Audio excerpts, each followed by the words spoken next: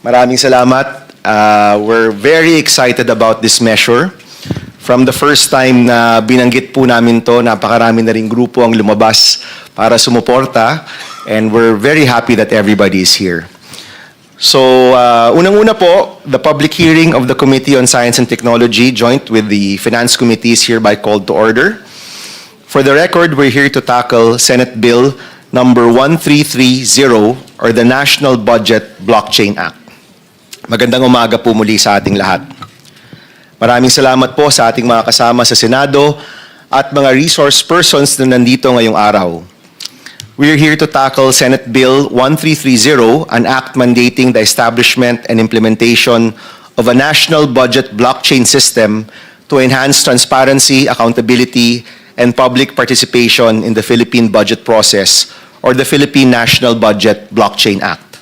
Nagpapasalamat po kami sa lahat ng bisita mula sa iba't ibang grupo na kakampi at kasangga po natin sa laban para sa transparency, accountability, at sa pagiging bukas sa pagbusisi ng budget ng ating gobyerno. Nais din po natin magpasalamat sa mga eksperto at pribadong grupo mula sa tech sector, sa akademya at sa iba pang mga larangan, at sa mga individual na nagbigay ng mga pananaw at suhestyon sa social media na kausap po natin. Sila po'y nagsilbing gabay sa ating paghubog nitong panukala. Kasama po dito ang Blockchain Council of the Philippines, ang FinTech Alliance PH, at iba't ibang mga startups at grupo na nakatutok sa good governance at digital reform and transformation.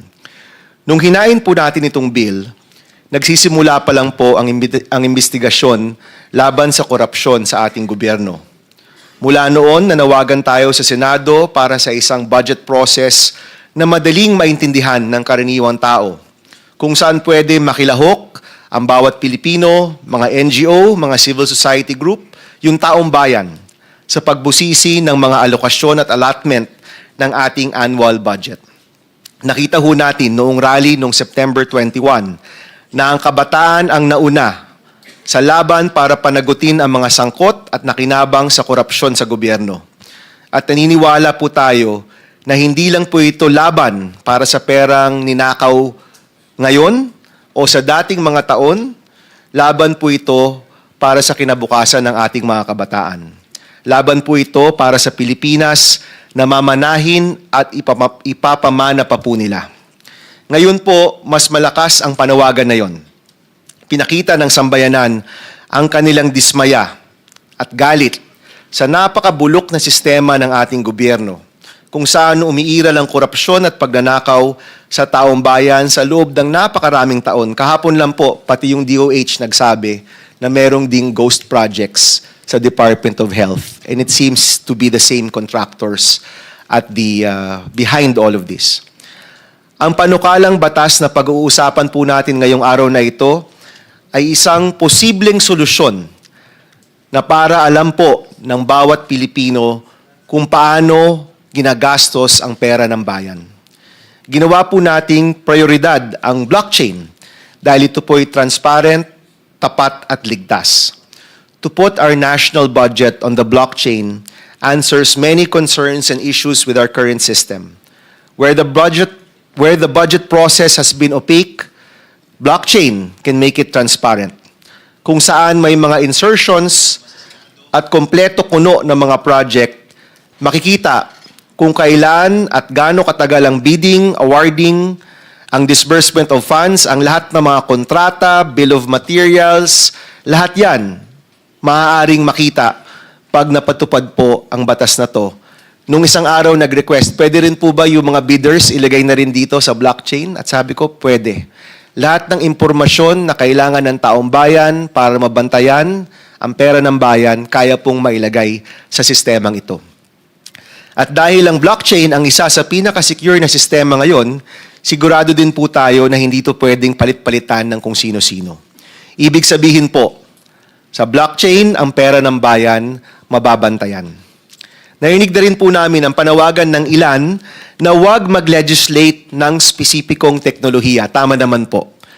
So in the end, when we do craft the law, we will talk about the standards and benefits of the technology including but not limited to blockchain, to allow for changes in the future where new technologies might come up. So thank you. We'd like to thank those that brought our attention to that, no? That brought that to our attention earlier.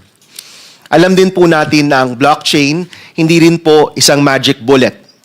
Inaasahan po natin na marami pa ang magbibigay ng kanilang sariling solusyon kontra sa korupsyon. At kailangan po nating itong pagsama-sama at suriin para makamit ang mga pagbabago sa sistema na hanap-hanap po natin. By no means is this the only solution, but many of us here believe that this can be one of the major solutions to our problems. Uulitin ko po, ang paglagay ng budget sa blockchain ay isang paraan kung saan ang bawat piso ng taong bayan mababantayan. Yan po yung hinahanap natin. Alam rin po natin na kapag merong transparency, kapag nakalathala po ito at alam ng tao kung saan napupunta, madali pong makumpara. Kung ano ba ang mga kontratang binibigay ng gobyerno, ano ba ang mga binabayaran ng gobyerno, at kahit sinong mamamayan, pwede pong magtanong dito sa proyektong to na kung saan pumapasok ang pinaghirapan nating buwis, saan ba napupunta ang pera ko? Saan ba napupunta ang buwis ko? Saan ba napupunta ang pera ng bayan? Mga kasama, ngayong araw, inaasahan po namin na magkakaisa tayo para sa isang makabuluhang diskusyon ukol po sa paglaban sa korupsyon gamit ang mga makabagong teknolohiya. Sa dulo nitong lahat, sigurado po tayo na iisa lang ang ating layunin. Gamit ang bagong teknolohiya, baguhin ang sistema upang ang pera ng bayan mabantayan. So ngayong araw pong ito, we have our resource persons. We have 4 groups that will share how blockchain can make a difference for citizens. So we have Bitskwela, we have the Philippine Association of Fintech Lawyers, we have Tawala, and we have Bayani Chain Ventures. Then we will also, if they have presentations, they're of course very welcome to present. Secretary Henry Aguda. Secretary Aguda, congratulations by the way for being confirmed yesterday. Si Secretary Aguda po he wears many hats, no? Because before he was DICT Secretary, he of course was in the tech sector and he wrote the book on blockchain, one of the books on blockchain. So he is here representing his previous experience and of course the DICT, because currently in our law, it is the DICT that will be on top of implementing this, no, if it is passed. We also have Mayor Benji Magalong. Hi, Mayor Benji, fresh from his ICI stint. Later, we will ask you to share ano po ba yung mga nakita nyo sa ating bayan. Pero pangalawa, nais rin po naming malaman ang inyong blockchain efforts in Baguio. If I'm not mistaken, you're the first LGU implementing blockchain in the Philippines, no? About to implement, yes. The first LGU about to implement. And I think there are a few others who want to follow suit. So baka po ang mangyayari, Mayor Benji, mauuna po kayo sa Baguio. Parang yan na po yung ating test case, no? And I invite everyone here to support Mayor Benji's initiatives. Baka makita ho natin kung ano yung mga pwedeng gawin sa Baguio. Pag naging national na po ito, maging mas madali yung rollout po natin dahil marami tayong natutunan na po sa Baguio. Thank you for being here, Mayor Benji. So, after the 4 presentations and our 2 resource persons from government, we'll open the floor for discussion, no? We hope to finish around lunchtime. May pa-lunch naman po kami, but I know everybody's busy, so we hope to finish around 12 to 12:30. So, after the discussion, we will then come together for a TWG where we will rework the bill. So yung proseso ho ng paggawa ng bill, yung ating pong fina-file na pang first reading, posible pong ibang-iba naman yan paglabas sa komite. And we promise to include as many inputs as we can, including the inputs about legislating technology. We will create some language, no, to create some space for future technologies that may be used in the future, and a number of the concerns of our netizens. Another thing I would like to mention before we start is that we will be integrating salient points from the full disclosure bill that was filed by numerous senators and congressmen in previous Congresses. This was also one of the flagship bills of former Vice President Leni Robredo, yung full disclosure bill, and we will be including a number of the aspects there. Kasi nakita rin ho namin, yung nais gawin ng batas na yon ay i-publish yung mga iba't ibang kontrata ng gobyerno, yung iba't ibang mga gastusin ng gobyerno. Of course, blockchain secures that information, no? So we'll be finding a way to put these points together. Of course, our friends like Ken Abante from the People's Budget Coalition had worked on this bill in the past, no? If I'm not mistaken, or supported it in one form or the other. All right, so we'll now proceed to acknowledge our resource persons. May we request Ms. Tenny to introduce and place on record all of our resource persons who are present today.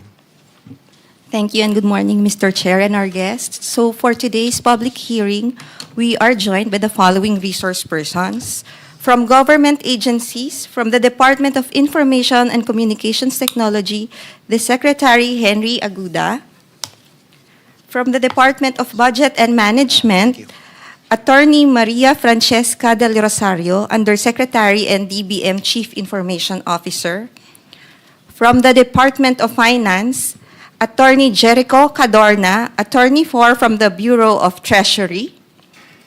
From the Bangko Sentral ng Pilipinas, we are joined by Attorney Eugene C. Teves, Chief Information Officer of the Technology and Digital Innovation Office as observer.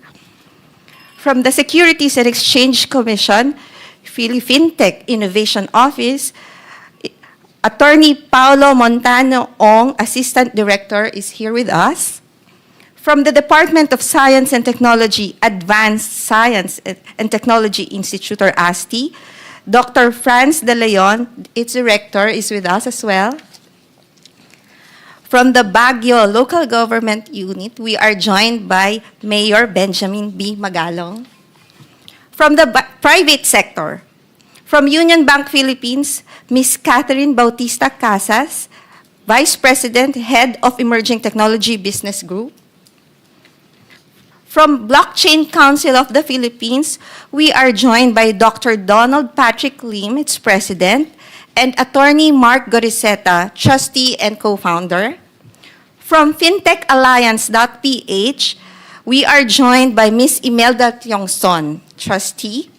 From Tuwala, Attorney Thirdy Bagro, its Co-Founder and General Counsel. From Bitsquela, Mr. Giro Luis Reyes, its Chief Executive Officer. From UP Engineering Research and Development Foundation, Professor Adrian Valdez, its Program Coordinator, is with us. From SOD Blockchain, Mr. Harold Glenn Minerva, Co-Founder and a Blockchain Engineer. From SGV and Company, we have Mr. Lee Abadia, its Principal. From the Philippine Association of Fintech Lawyers, we have Attorney Glame Brian Eran, its Chairman, and Attorney Daniel John Fordan. From People's Budget Coalition, Mr. Kenneth Isaiah Abante, its co-convener.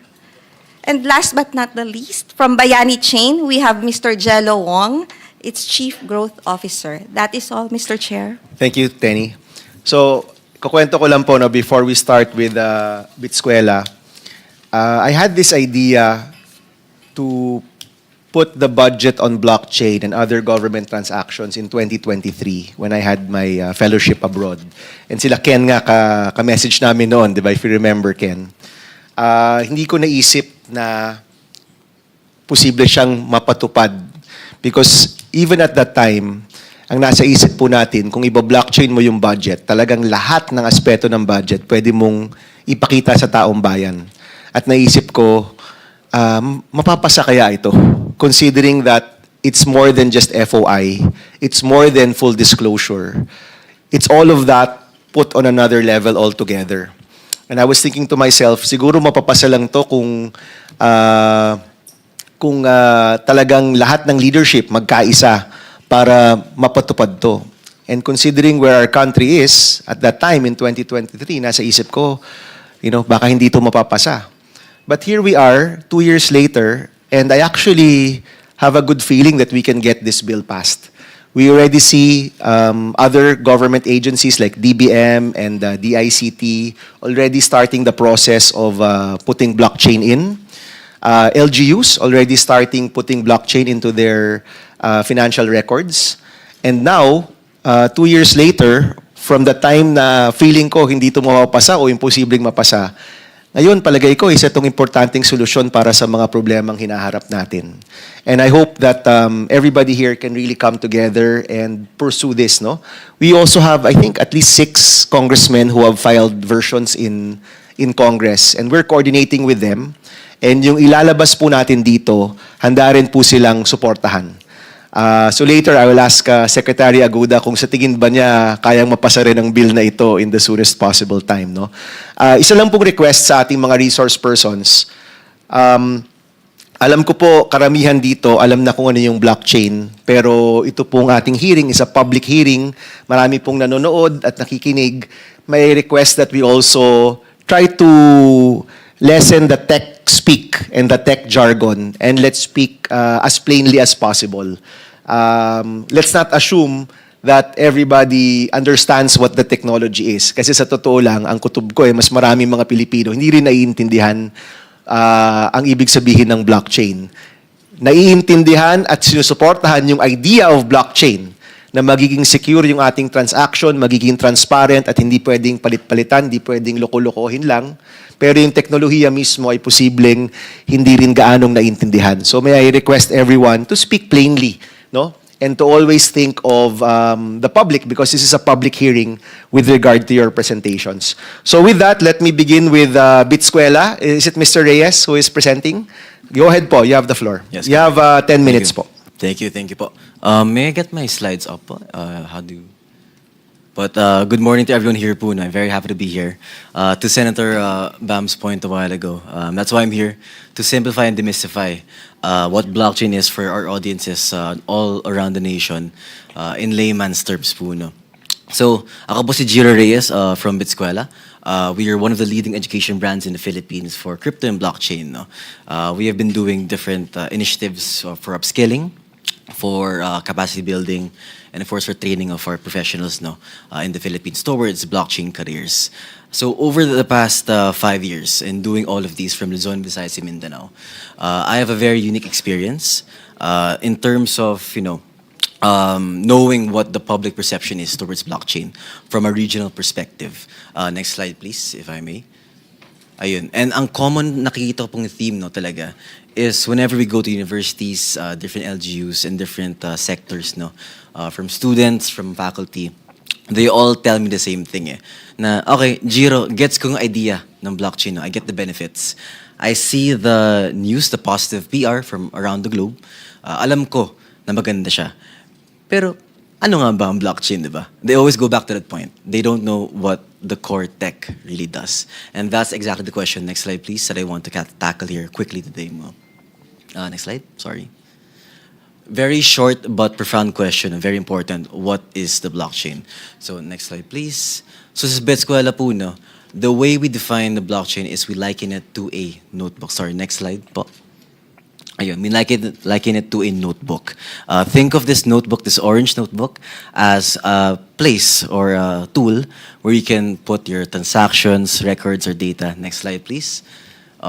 Different payments, records, or whatnot. Just like how would you write your mga notes po ng grade school, this could mean remittances, this could mean payment records, this could mean IDs or whatnot. Anything that has to do with data could be put on this notebook. Now, the cool thing about this notebook is ito pong notebook natin ay own po ng lahat ng tao. Everyone has a copy of it. Jello has a copy. Attorney Mark has a copy. Sir Donald has a copy. Senator Bam has a copy. Lahat po ng tao has a copy of this notebook. And this means that nationwide and even globally, anyone from around the world can check the contents po of the notebook anytime, anywhere. Even though you're in Saudi Arabia, even though you're in Pampanga, in Baguio, in Cebu, in, let's say, Germany or whatnot, 24/7 po, pwede po i-check ang contents po ng notebook natin dito. Now, this setup, in a way, also works as check and balance for all the contents within this notebook. That means that lahat po ng records at data na ilalagay po sa notebook natin ay constantly po chinecheck po ng mga taong bayan natin kung tama ba ito at kung verified ito. And that is exactly why kung bakit po secure ang blockchain. The blockchain is tamper-proof, meaning hindi po siya pwede i-edit, hindi po siya pwede i-alter, hindi po siya pwede i-delete o kahit anong galawin po, no. Kahit ikaw si presidente, kahit napakalaking kumpanya ninyo, kahit napakaraming pera or kahit gaano kalaking conglomerate, no, no one party can destroy the data inside the blockchain. And that is the whole beauty of it right now. So, next slide please. If I were to simplify po, no, the blockchain into one simple phrase, it would be blockchain is a shared digital record. Again, no, a shared digital record. This means security, transparency, and it is very, very hard po to cheat as well. And this is exactly why, no, that I always highlight in all my talks throughout the Philippines that blockchain is not just a buzzword. No, this core technology has a lot of potential po for the greater good ng ating bansa. And I believe so as well that this bill by Senator Bam Aquino is one of those many ways, no, in doing so as well, and how to properly use the technology in a good manner para po sa ating mga kababayan as well. So on that note, very quick size po, but thank you again for the time. Maraming salamat po and good morning. Thank you, Mr. Reyes. Giro, no? Yes. Giro. Thank you, Giro. Yung pagiging shared digital record niya, ibig sabihin nun, yung data, nakakalat yan, di ba? Sa buong internet, correct? Correct, yes. Correct. So, because it is shared by everyone, no one person can change it. That's the beauty of blockchain. Correct. Okay. So, meaning, kung kunyari, may scam na na-uncover si Mayor Benji. Siyempre, si Mayor Benji, nag-iimbestiga pa rin yan kahit wala na po sa ICI, di ba? Mayor Benji. O let's say, may scam na uncover si Mayor Benji. Tapos gustong pagtakpan. Eh, nandun na yung kontrata sa blockchain, nandun na yung data, nandun na kung sino yung nanalong contractor, nandun na kung magkano yung pako, magkano yung semento, magkano yung dun sa kontrata nila na overpriced, nandyan na. Gusto nilang baguhin, hindi nila kayang baguhin. Correct. Meron po tayong accountability with the blockchain. No? So, pag may nangyaring anomalya or maling pong proseso, no, pwede po i-track to sa source po na nangyari na masama. And it's digital, no? So, shared, meaning may kopya ang lahat, pwedeng ma-access. Digital, meaning because it's digital, the data can be utilized further. Correct, no? So, for example, mga grupo like People's Budget Coalition ni Ken, they have to go through so much paperwork and so much files just to understand the budget. Pero kapag naka-blockchain na tayo, and because the nature is digital, you can actually go use AI to help analyze the budget. Hindi lang sa anomalya. Gusto mong malaman anong porsyento ng budget na punta sa edukasyon. You can query it, and because it's digital, your chat GPTs and Geminis will be able to provide answers. Correct, di ba? Correct. It is very interoperable po, no, with other technologies. That's the other thing. Our Correct. budget is now online, but it's very difficult. Hindi siya interoperable. So kung gusto ko malaman, magkano ang flood control na napunta sa Marikina, for example, or sa Pampanga, pag kinwiri ko yan, and because the nomenclature naman is pretty standard, you can actually access AI and other tools to understand the budget better. Correct, no, Giro? Very correct, Senator. Ang pwede pong gawin dyan is dadaan po yun sa mga data visualization and other tools, no, to simplify the blockchain para sa ating kababayan. In fact, you could go on any of these AI tools and tell them, please give me a visualization of the budget per region.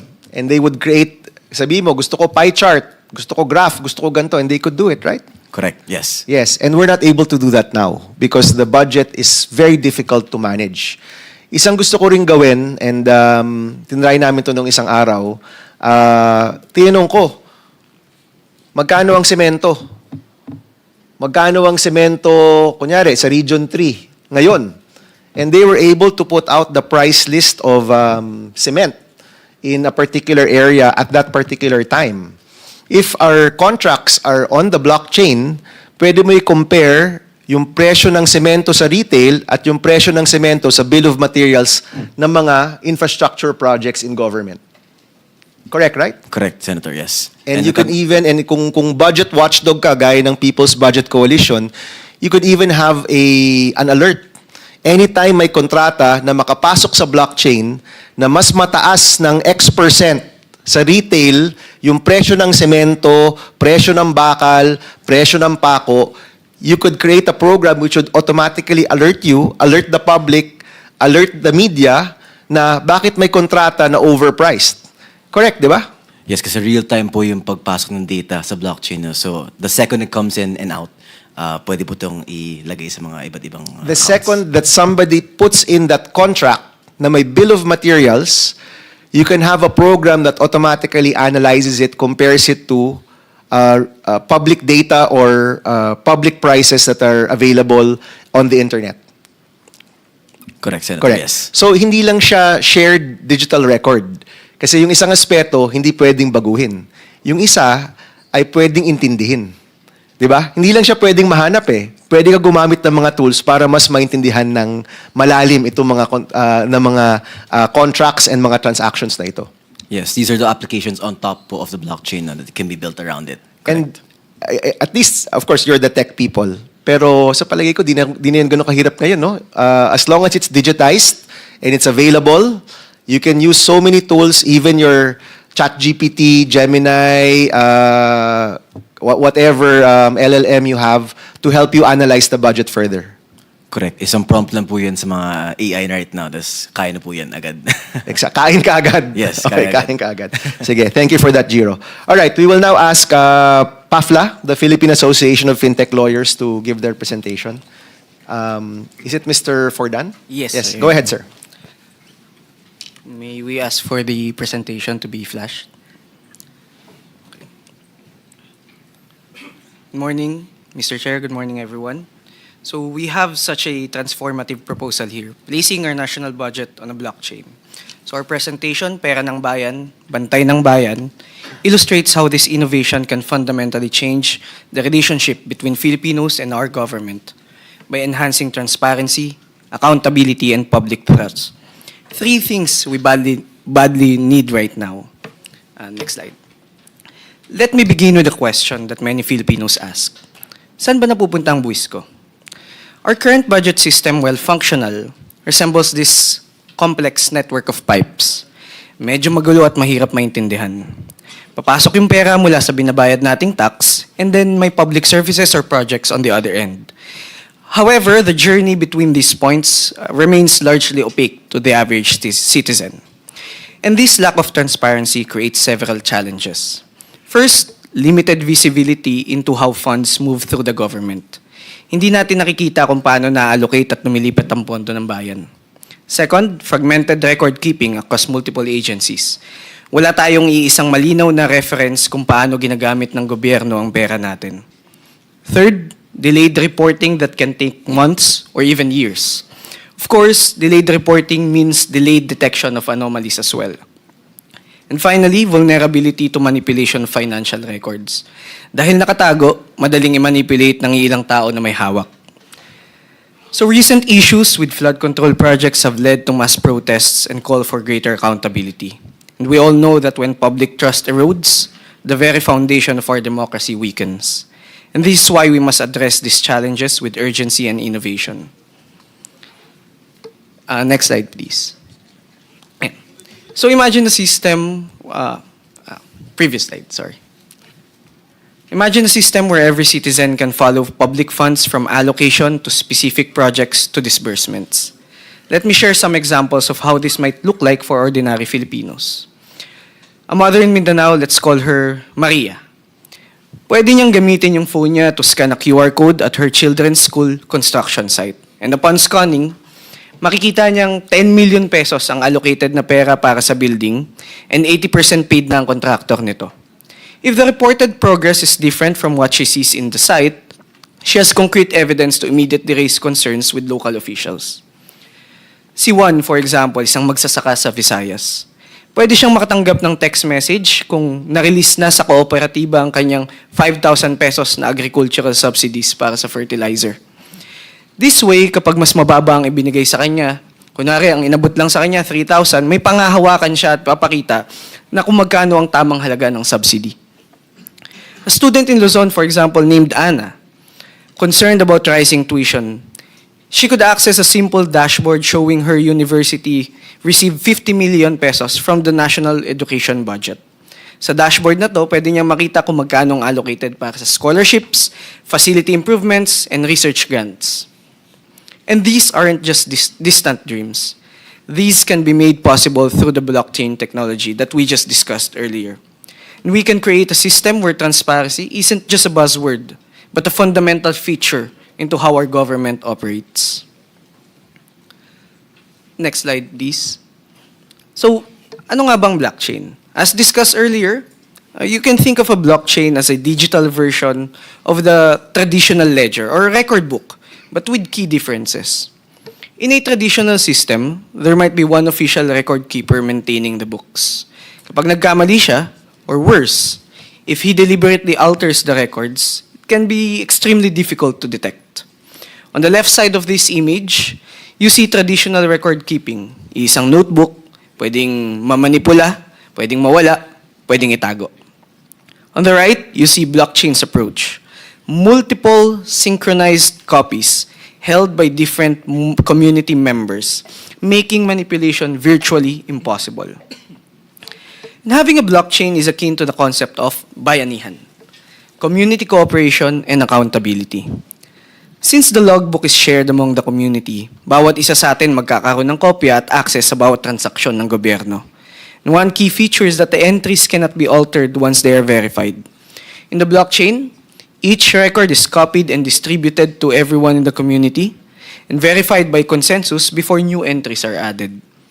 These are permanent and unchangeable and most importantly, they are transparent and accessible to all participants. Katulad ng bayanihan kung saan nagtutulong-tulong ng komunidad sa paglipat ng bahay, blockchain requires collective effort to maintain the integrity of the system. In the blockchain, no single person can change the records without everyone knowing. So just an attempt would alert everyone. Next slide, please.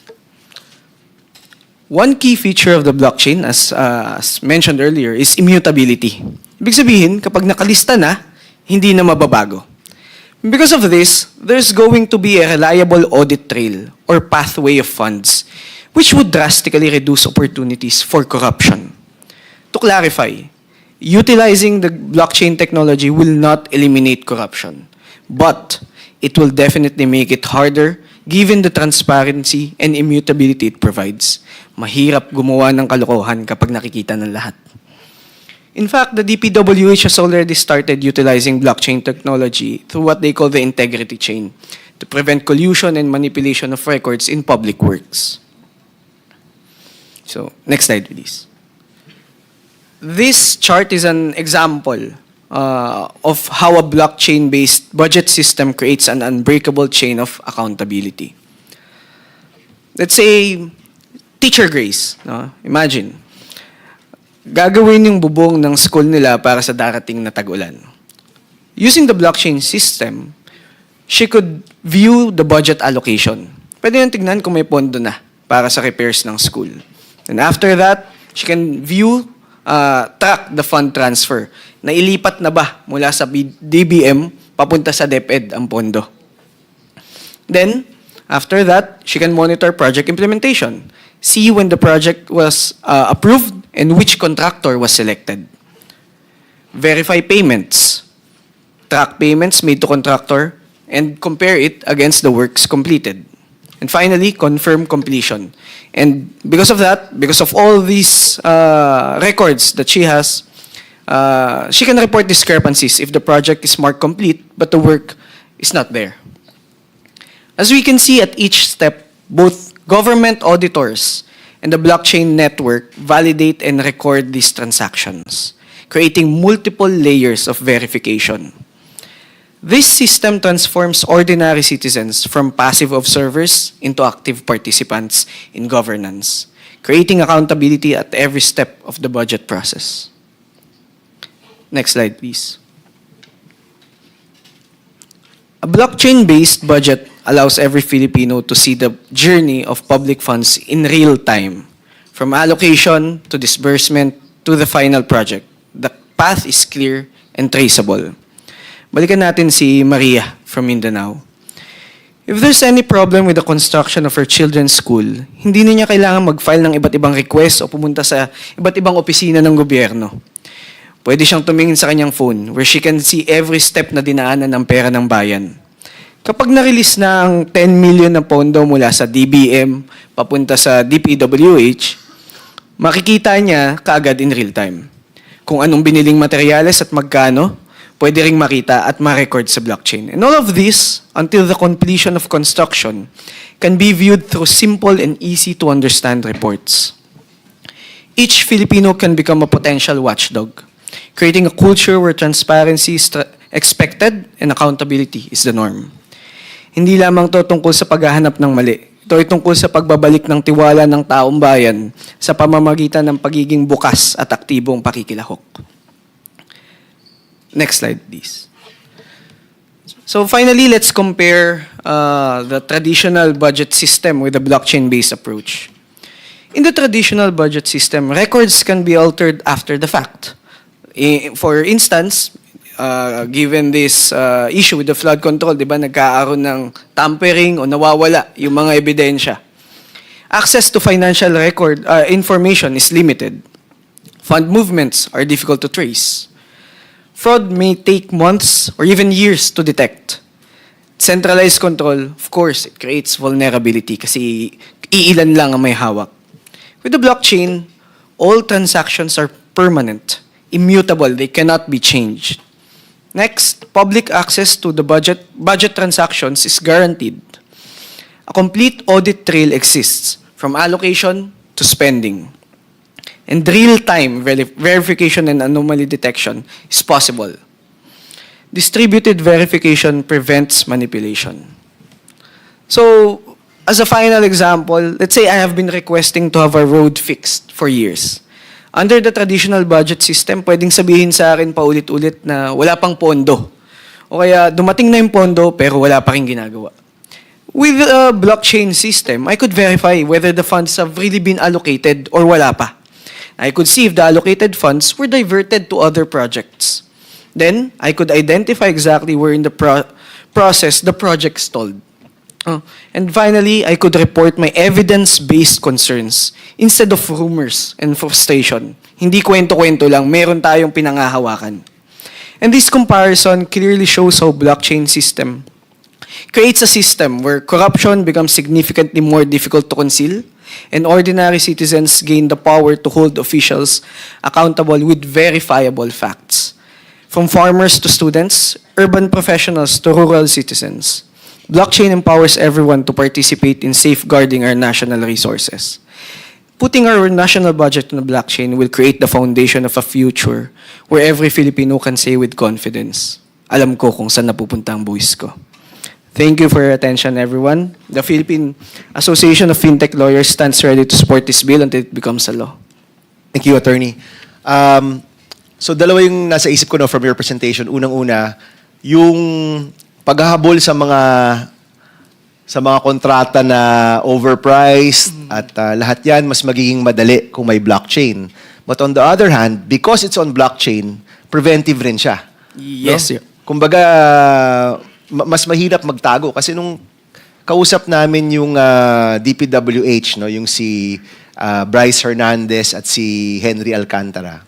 Ang kwento kasi nila, nangyayari yung first step dun sa corruption nila ay sa pag-aakyat ng mga presyo ng mga materyales, no? Yung tinatawag na CMPD. Na yung CMPD pala, yung kung magkano yung presyo ng bawat materyales, yun palang overpriced na.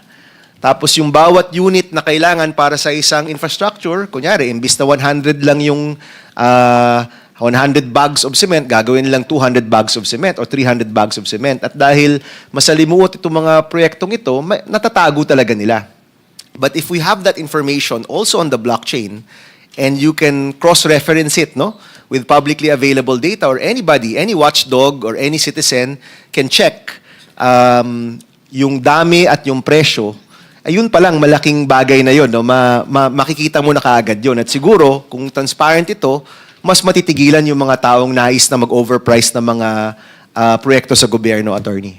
Yes, Mr. Chair, that's precise. No? As you mentioned earlier, if you have access to this, you can easily use the internet or even AI to compare it. Overpriced ba yung allocated budget dito sa isang project nito. Yung isang nakita ko rin, kasi you have other slides here, no? Siguro because of lack of time, hindi mo na rin binasa, about ayuda. No? So, kung yung ayuda, naka-blockchain din, pwede rin nating malaman kung totoong tao yun? Pwede po. Sige nga, can you help us explain that nga? Isa po sa mga purposes ng blockchain is verification. No? So if we have these people under the blockchain system, malalaman natin kung may verification process, kung totoo nga bang siya yun, no? In the same way na nagagamit siya sa national ID system. No? Kasi hindi lang siya limitado sa budget. Kasi kahit anong klaseng record, pwede siyang ilagay. Kung merong makita nila na si Juana or ganito, hindi naman residente ng lugar na to, ma-verify nung kung sino yung dapat na magbigay sa kanila. Bago yung ghost project, kasi ghost employee, yung matunog, di ba? Mga job order na hindi naman talaga totoong tao o mga beneficiaries na hindi naman talaga totoong tao. If we went all the way there, kumbaga, hindi lang hanggang kontrata ng gobyerno, pero pati yung mga beneficiaries ng gobyerno, mga empleyado, kung kahit yung mga pangalang yun naka-blockchain, mababangga rin yan sa national ID. No? Assuming na lahat naka-national ID. Yes po, Mr. Chair. Definitely. And, well, that leads to the other question. What records need to be on the blockchain? And that's why we're asking help from other groups here, ma-identify. Kasi I think yung ibang initiatives ngayon, hanggang line item lang. Di ba? O, itong item na ito, naka-publish, but we need to go deeper than that. So one level deeper is the contracts, yung mga nagbibid, yung pag-award ng mga kontrata. One level deeper is yung design, yung bill of materials. Maybe even another level deeper is yung consummation ng kontrata. Kung nabayaran ba, kailan nabayaran, magkano yung binayaran. All of that can actually be logged on. No? I mean, can be logged on the chain. Yes, Mr. Chair. Pwede po. And it's up to us to put kung ano yung record na gusto natin. Hanggang saan? Hanggang saan, no? Hanggang sa kung anong gusto natin. Sige, and we will require the help of everyone here, especially yung mga watchdog groups, no? Kung ano yung records na i-require natin to be on the blockchain. Kasi kung masyadong malabnaw naman yung i-require natin, bali, wala rin yun. No? Parang sayang rin lang. But we want it to go deeper para kaya talagang ma-analyze yan, no? Siguro lahat ng pinagbibigyan ng pera ng gobyerno o pera ng bayan dapat nakalagay sa blockchain. And the terminal point is key, no? Where do we end it? Siguro pag sweldo, yun na yun, terminal point na yun, i-encash mo na yun, di ba? Pagdating sa mga kontrata, nakita kasi natin yung isang picture na lahat tayo na-shock, yung 1 bilyong piso na nandun sa table. Di ba? Kung i-require natin na, ang nangyari kasi doon, yung contractor, nakuha niya cash. Yung buong project cost, nakuha niya ng cash, tapos pinaghati-hatian nila. But if you require na direct to supplier, for example, kung semento yan, dapat direct to supplier yung resibo mo, no? These are some things that we can do to really limit the corruption or stop the corruption. Kasi kung bulto-bultong pera ang binibigay mo, talagang mahirap na matrace yan. But if you require on the blockchain na yung ibang mga recipients, for example, dapat direkto mong bilhin yan sa mga suppliers ng semento o ng hardware store or what, may resibo, at least matitrace mo yan na talagang nagagamit ng maayos yung pera, no? Attorney, tama ba ako? Yes, tama po. It's up to us to utilize this flexibility of the technology. Sige, thank you. Si Mayor Benji sent word that he has to leave by 11. So we'll ask him to go ahead, no? With apologies to Tiwala and Bayani Chain. So Mayor Benji, bago niyo po ikwento yung initiatives niyo po sa Baguio, dahil alam ko po, nagpaplano na po rin po kayo mag-blockchain. Baka pwede rin po kayo magkwento ng konti sa aming lahat dito, yung inyong 2 linggo nag-iimbestiga ng mga katiwalian sa ating bansa. Ano po yung mga nakita po ninyo, ano po yung mga nais nyo pong i-share rin po sa amin? Thank you very much, Mr. Chair. Thank you, and to our special guests and fellow public servants. Magandang umaga ho sa inyo lahat. I had a very brief stay with ICI, Mr. Chair. But the one thing that I found out, there are actually only 3 players, main players yan. Yung mga korrupt na politiko, yung mga corrupt na mga bureaucrats, and we're talking about infra, ibig sabihin mga corrupt na DPWH officials, at yung mga corrupt din ng mga contractors. No? Lahat sila corrupt yan. Lahat. And the way I see it, it has become a cottage industry, a livelihood program. No? Sa laki ng perang involved. No? There should be 5 major players. No? Yung funder, which usually yung mga lawmakers, the DPWH at yung mga contractors, local government at yung community. Pero in is out, yung dalawa. Last dalawa. So sila lang nag-uusap. Most of the time, when we ask them, bakit hindi kayo transparent sa records? Bakit hindi nyo ilabas? Ang lagi nilang sinasagot is, paano kung i-alter nila? Paano kung baguhin at sirahin kami sa social media? So ibig sabihin, anong mechanism? And that's the reason why we're pursuing this, itong transparency and accountability mechanism. And na-introduce nga itong blockchain sa amin. So pag in-introduce mo, sinabi mo na sa mga official na yan na, o bakit hindi nyo i-blockchain? Wala na silang rason. Kasi very weak yung kanilang alibi. Na sabihin na, hindi namin gagawin yan kasi baka nakawin. O kaya baka i-alter kasi sirain pa kami. So, it's a very weak alibi, pero may rason pa rin sila. May lusot sila. I was really surprised when suddenly I was asked, or there was a press conference, without even consulting me, calling for me, and it was actually a hastily arranged press conference. Then suddenly, binabanggit na doon na I'm not an investigator, I'm just a legal advisor, when in fact, sila naman ang gumawa nung designation na yun, legal advisor investigator. So there were contrasting na mga pronouncement. Kakayanin ko pa yun eh. Tatanggapin ko pa yun eh. Tatanggapin ko rin na wala akong authority over the PNP CIDG, which is true. But we took the opportunity to enter into an MOU. Nakipag-MOU kami through our initiative. Nag-MOU kami with PNP, with forthcoming yung sa NBI, with civil engineers, with IBP, mga lawyers. Ang dami mga volunteers. Even with structural engineers, meron din with watch group with M4GG. Para at least everybody, it's a whole of the nation approach. Kasi nga overwhelming. One thing that I found out is, I anticipated that it's widespread. But the level, the depth, and the magnitude is really overwhelming. That hindi mo kakayanin ng 1 taon, 2 taon to investigate because it's in thousands of cases. Sabi ko nga, it became a cottage industry. Sa isang probinsya nga lang, sabi mo, isipin mo mga 50 ghost projects, 40 ghost projects. O kaya undocumented na mga projects, umaabot sa 9,000. Sa isang probinsya pa lang yan. Paano pa kaya sa ibang probinsya? At ang isang mga nakikita namin doon is, why is it na ang lumalabas sa NEP for a particular district, 1-point-something million lang ang hinihingi mo. I have the records. Or 2.5 lang sa president's budget. Then suddenly, pagkalabas dun sa GA, bakit umabot na ng mga 21 billion? And nakita namin na talagang prevalent yung doon, yung mga ghost and substandard projects sa lugar na yun. So what was the intention? No? Hindi naman tayo tanga. Nangyayari dito, lumalabas na tanga ang Pilipino, kaya pabayaan mo na lang sila. Hindi na nila mapapansin yan. Nakakainsulto isipin. Nakakainsulto. Okay. Balikan ko uli yung press con na yan. Nilabas.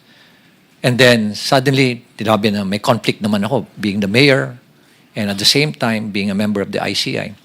By the way, I'm not a member of the commission. I'm not a commissioner there. In fact, sila nga yung gumawa ng workaround nun. Na legal advisor investigator. Pero inis out na ako doon eh. Tinanggal na nila lahat. And then suddenly, here comes a below the belt naman na accusation. Na ay dahil merong project si Diskaya doon at maanumalyang tennis court.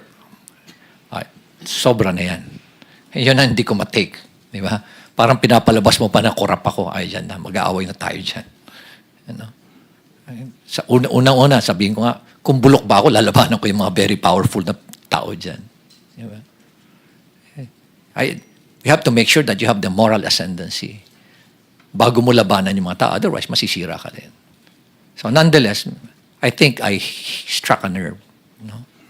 I don't like to, expound further. Basta I believe I struck a nerve or several nerves na they panic at kaya ganun ngayon nangyari. So, I would like to end yung aking experience dyan sa ICI. But one thing that I can say is that there's no transparency. There's no transparency whatsoever. Nakita namin yan ni Secretary Vince. Tinago lahat. No? And they are just so comfortable doing it. They're not afraid. Imagine, hindi man lang nila naisip na paano ang taong bayan. Nakakainsulto pa. At ito nga, lately nga, sinabi pa na yung involved na congressman dyan, si Saldico, he did not abandon it. It was a sacrifice. My God! Nagdakaw ka ng bayan, kasi sasabihin mo, it was a sacrifice on your part. And it's not an abandonment. Ganyan na ba kababa yung standard natin sa Kongreso, Mr. Chair? Ganyan na ba tayo kawalang hiya ngayon? Manhid, di ba? Napaka callousness, hypocrisy. At nakaka-insulto sa mentalidad natin Pilipino. So from there, Mr. Chair, please allow me to read my position paper on why we're pursuing this blockchain initiative. Go ahead. This will just take about 5 minutes, Mr. Chair. Thank you for inviting me to share my perspective as a local chief executive and as someone who has consistently advocated for transparency, accountability, and integrity in public service. The core of our initiative is simple. The entire country has been in the public eye, nationally and globally, in another corruption scandal. Now, I would like to emphasize the word another, paulit-ulit, because it reflects how often we find ourselves repeating this painful cycle and how deeply rooted corruption is in our country today.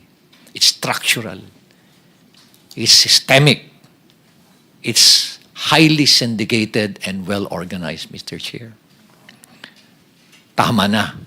Enough is enough. Every Filipino deserves systems that are not only efficient, but also inherently trustworthy. And with that, trust must be built on systems. I would like to emphasize that trust is the cornerstone of any institution. Baguio City has made deliberate steps to use digital tools to strengthen its governance and enhance public trust.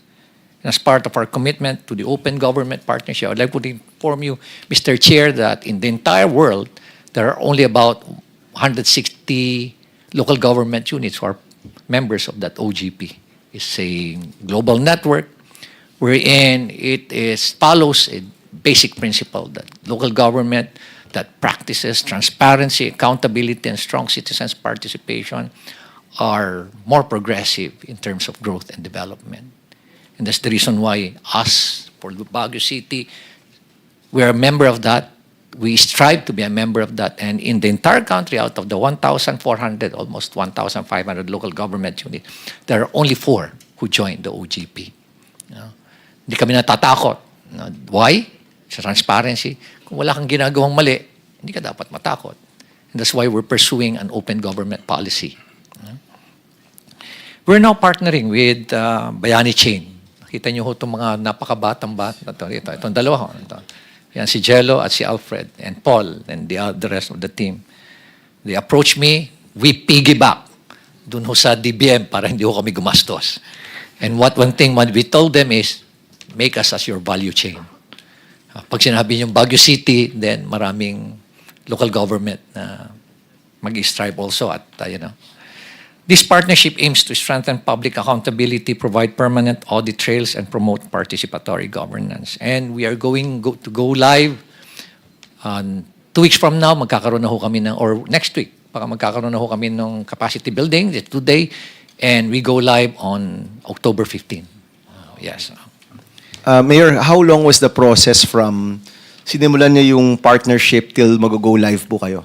Almost 1 month, Mr. Chair. Only 1 month? Yes, Mr. Chair. Wow. Kasi yung titingnan mo, from a very layman's perspective, madali lang ho lahat eh. Ang pinakamahirap po is, yung mindset na, are you willing to open to be transparent, Oho. and to be to open your data, all this critical information, program of work, bill of quantities, contract, yung bidding documents, bid documents. Yung mga yan, yung mga critical na mga designs, yung binanggit nyo kanina, technical plans, are you willing to open it up? Us in the city of Baguio, we're very much willing. With their platform, we will work on digitally recording infrastructure documents, procurement records, and the city's ordinance for permanent traceability and auditability. So lahat, Mr. Secretary, as long as it does not violate the Data Privacy Act, we're going to open it. Why blockchain technology? Because it addresses weaknesses that traditional systems cannot. And I believe this is aptly and adequately explained by the two other presenters. Since we signed the MOA, we've been preparing the necessary documents and records that will be placed in the chain. And we are also conducting knowledge sharing sessions and training for our personnel so that this innovation is not only technology-driven, but people-driven. Kaya nilalabas na namin sa MANCOM meeting namin yan. And we are coming up also with pronouncements sa aming posts sa social media. And as I've said, both DBM and DICT started using blockchain technology in 2024. Nagpipigibak lang ho kami kay Secretary Mina Pangandaman. Thank you very much, DBM. Yeah. And thank you very much for filing the bill, Mr. Chair. Thank you very much for filing Bill 1330. All these efforts show that we are not waiting for the future. And these are early steps, but they carry a very strong message. We're beginning to embed blockchain into systems because good governance should never be an exception. It should always be a way of life. So maraming salamat po, Mr. Chair. Maraming Thank you, salamat po, Mayor Benji. I know we'll be seeing you soon, maybe in another setting here in the Senate. Salamat po. I wish you all the best at sana po ituloy niyo yung investigasyon ninyo even outside of the ICI. Maraming salamat po. Maraming salamat po. 1 month. Totoo ba yun, Bayani Chain? Where's Bayani Chain? Mr. Hi, Wong. Mr. Chair. Yeah. Before Tiwala, before si Attorney Third, no, is a good friend also. Sige nga, Mr. Wong, isang buwan lang ba? Kaya na? Yes, Mr. Chair. We're expected to go live on October 15, meaning citizens can access yung mga data ni Baguio City on the blockchain. Sige, will you be talking about that in your presentation later? A little bit? More of parang ano yung impact sa Filipinos, Mr. Chair. Yes, but maybe you can add also, kasi sa totoo lang po, akala ko this will take 2 years or 3 years for the national budget, no? Baka po you can also share about that process and how easy or how difficult it was later, no? Sige po, So we'll Mr. ask Chair. Tiwala to present. Thank you, Mayor Benji. I know you have to go. Maraming salamat. Thank you. Attorney Third, go ahead. Thank you, Senbam. Magandang umaga po sa inyong lahat. We thank the Committee of Science and Technology and the Office of Senator Bam Aquino for inviting us to participate in today's hearing on how the government can leverage blockchain for the national budget. Tiwala is a Filipino technology startup that provides secure digital signatures, digital identity intelligent document solutions, all powered by blockchain. We're a proud DOST Startup Grant Fund Program awardee. Thank you to DOST. And today our platform is trusted by hundreds of organizations in both the public and private sectors, serving more than 300,000 users. Tiwala has also had the privilege of collaborating with the Supreme Court in shaping the newly approved legal framework for electronic notarization. And they are soon to offer we're soon to offer the country's first blockchain-powered electronic notary facility. We're only the only Filipino company that's a member of the Cloud Signature Consortium, a global association advancing digital trust technologies. All right. Before we talk about blockchain technology, let's start first with a budget. Let's walk through something very concrete, quite literally, the journey of building a public school building in the Philippines. As you can see, the budget process that funds a public school building is complex, involving multiple agencies and riddled with vulnerabilities. By going through the different stages, we can better understand where the cracks usually appear and how technology can help close them. Stage 1, budget preparation and planning. This is where the DepEd, from the school principals to the local schools division to the region until the central office, identifies schools with classroom shortages and submits its proposal to the DBM for it to be included in the National Expenditure Program. But problems might appear right here. Exaggerated classroom needs, duplicate projects, overpricing of materials in the cost estimates, as Senbam pointed out in one of the hearings. Construction materials such as cement is way more expensive in government-built schools than their private counterparts. Even small differences, when multiplied across thousands of projects, translate into billions and fewer classrooms for students. Stage 2, budget legislation. Once the proposal reaches Congress for legislation of the General Appropriations Act, priorities can shift, as mentioned earlier by Mayor Magalong. Projects may be inserted, not part of the DepEd's master plan, which may distort the goal of addressing real needs. Stage 3, budget execution and release. After the budget is approved, the money must actually flow. But delays in allotments due to cash management or selective releases can stall the construction of classrooms. Students continue waiting while funds sit idle. Stage 4, procurement. Now comes bidding by the DepEd for contractors. So either private or through the DPWH to build the schools. This stage is highly vulnerable, as we have seen in the hearings. Bid rigging, ghost bidders, tailor-fit specifications that reduce fair competition. Instead of the best contractor for the job, the process can get captured. Stage 5, implementation. This is the construction phase when classrooms are supposed to rise. But in many cases, contractors cut corners, substandard materials, incomplete structures, or sadly, even projects that exist only on paper. What's promised doesn't always match what's built. Stage 6, monitoring and supervision. Inspection teams are tasked to ensure schools are being built properly. Yet, inspection reports can be falsified, and collusion between contractors and supervisors can let poor work slide. Community voices from principals, teachers, or parents often don't make it into the official reports. Stage 7, completion and turnover. At turnover, completion certificates may be signed even if the building has defects. A ribbon-cutting ceremony doesn't guarantee that classrooms are safe, durable, or compliant with standards. But we let Attorney our Third, children... Sorry, just to interrupt you for a second. We'd like to acknowledge Senator Padilla. Maraming salamat, Senator Robin. Senator Robin sponsored yesterday the FOI. So yung FOI and this bill, in partnership, can really create transparency in our government transactions. So maraming salamat po, Senator. Go ahead, please. Thank you, Mr. Chair. But we let our children use these buildings, trusting that these are up to standards. And finally, stage 8, post-completion and audit. After the project is turned over, warranties may not be enforced, and audits may be either softened or based on false or inaccurate data. By this stage, accountability fades, and contractors with a poor record often get away with it, sometimes even winning new school projects. As we can see, the budget is one complex maze. At every stage, there are multiple offices, systems, policies, and people that are interacting, but not necessarily connected. It's a mix of mostly manual processes that generate mountains of paper documents along the way. Almost every twist and turn requires human intervention.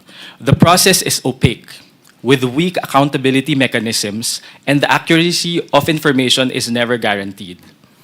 You often cannot answer the basic questions: who did what, where, and how. There is no traceability, no verification, and no validation. This is the environment we're here to try to fix, and it's why rethinking the system with new technologies is so important. Now, how can technology help? Can blockchain technology really solve this? Blockchain is a powerful tool because it locks in records. Once written, they can't be tampered with, and they stay there forever. But here's the catch. Blockchain cannot guarantee that the data being recorded is accurate in the first place. If the information is wrong before it's entered, like when the material costs are inflated, Blockchain will preserve it, but it will also preserve the error. It can be source of evidence in the future, but the error is already there. So it's an immutable wrong on-chain. That is why we need other technologies to work alongside blockchain to make sure that what goes into the record is true and verifiable. So this slide shows many of the possible tech and non-tech solutions that can complement blockchain technology, but I will just name a few in the interest of time. For budget preparation and planning, we can use AI and analytics. When budget and estimates are being prepared, AI and analytics can act as an early warning system. By comparing market prices and historical data, they can catch anomalies. For example, if cement or steel is suddenly priced way above the prevailing market prices, this stops overpricing before it even enters the budget. Another example is in implementation, the use of satellites and drones. During construction, officials might say a project is nearly done, but a drone flyover or satellite snapshot can instantly verify if that's true. These tools let us see what's really happening on the ground. And third, just on that note, yung satellite, no, we actually discussed this way back in 2023 with People's Budget Coalition. Kung nakasubscribe tayo to the best satellite services, makikita mo up to 1 meter or 3 meters yung, I think it's 1 meter, di ba? Within 1 meter yung pixel niya. So makikita mo talaga kung nagagawa o hindi. And with AI, pwedeng i-match kung yung completion dun sa kontrata ay nagbamatch dun sa nakikita nung satellite. And that can all be automated, no? That's correct, Mr. Chair. Go ahead, please. Citizen apps let principals, teachers, and parents provide geotagged proof of progress, while financial analytics track every peso released and spent, flagging delays, diversions, or mismatches instantly. Okay, so blockchain ensures that once the record is written, it can't be altered. But these other technologies, AI, satellites, citizen apps, and data analytics make sure that what gets written in the first place is accurate, reliable, and verifiable. Together, they create not just permanent records, but trustworthy ones that truly reflect what is happening. Now we shift into a different future. So having said all of those things, we can imagine this. A future where Filipinos don't have to wonder where the budget went because they can see it in real time and in one place. Think of it like tracking a delivery package. You open an app and you instantly see where the money started, where it is now, and where it's supposed to go next. With blockchain at the core, every transaction in the national budget can be logged, verified, and made tamper-proof. Data can't be quietly erased or altered behind closed doors. And because everyone, from government auditors to schools, ordinary citizens, citizen watchdogs, is looking at the same version of the truth, accountability becomes built into the system. This doesn't mean corruption will disappear overnight, but it does mean it becomes harder and harder to hide. Again, there's still a big catch. As mentioned by Mr. Chair earlier in his opening remarks, blockchain is not a magic wand. It's only one piece of the bigger picture, a part of what we would like to call a budget trust ecosystem. To get there, we must look at the forest, not just the trees. Blockchain gives us transparency and immutability, but for it to work, there are important enabling conditions that we must first build. We need to build a unified government information system, our data lake. This means digitizing paper-based processes and interconnecting systems across agencies. But technology alone isn't enough. We must align the processes, policies, and people that make the system work. I think you can go to the last slide.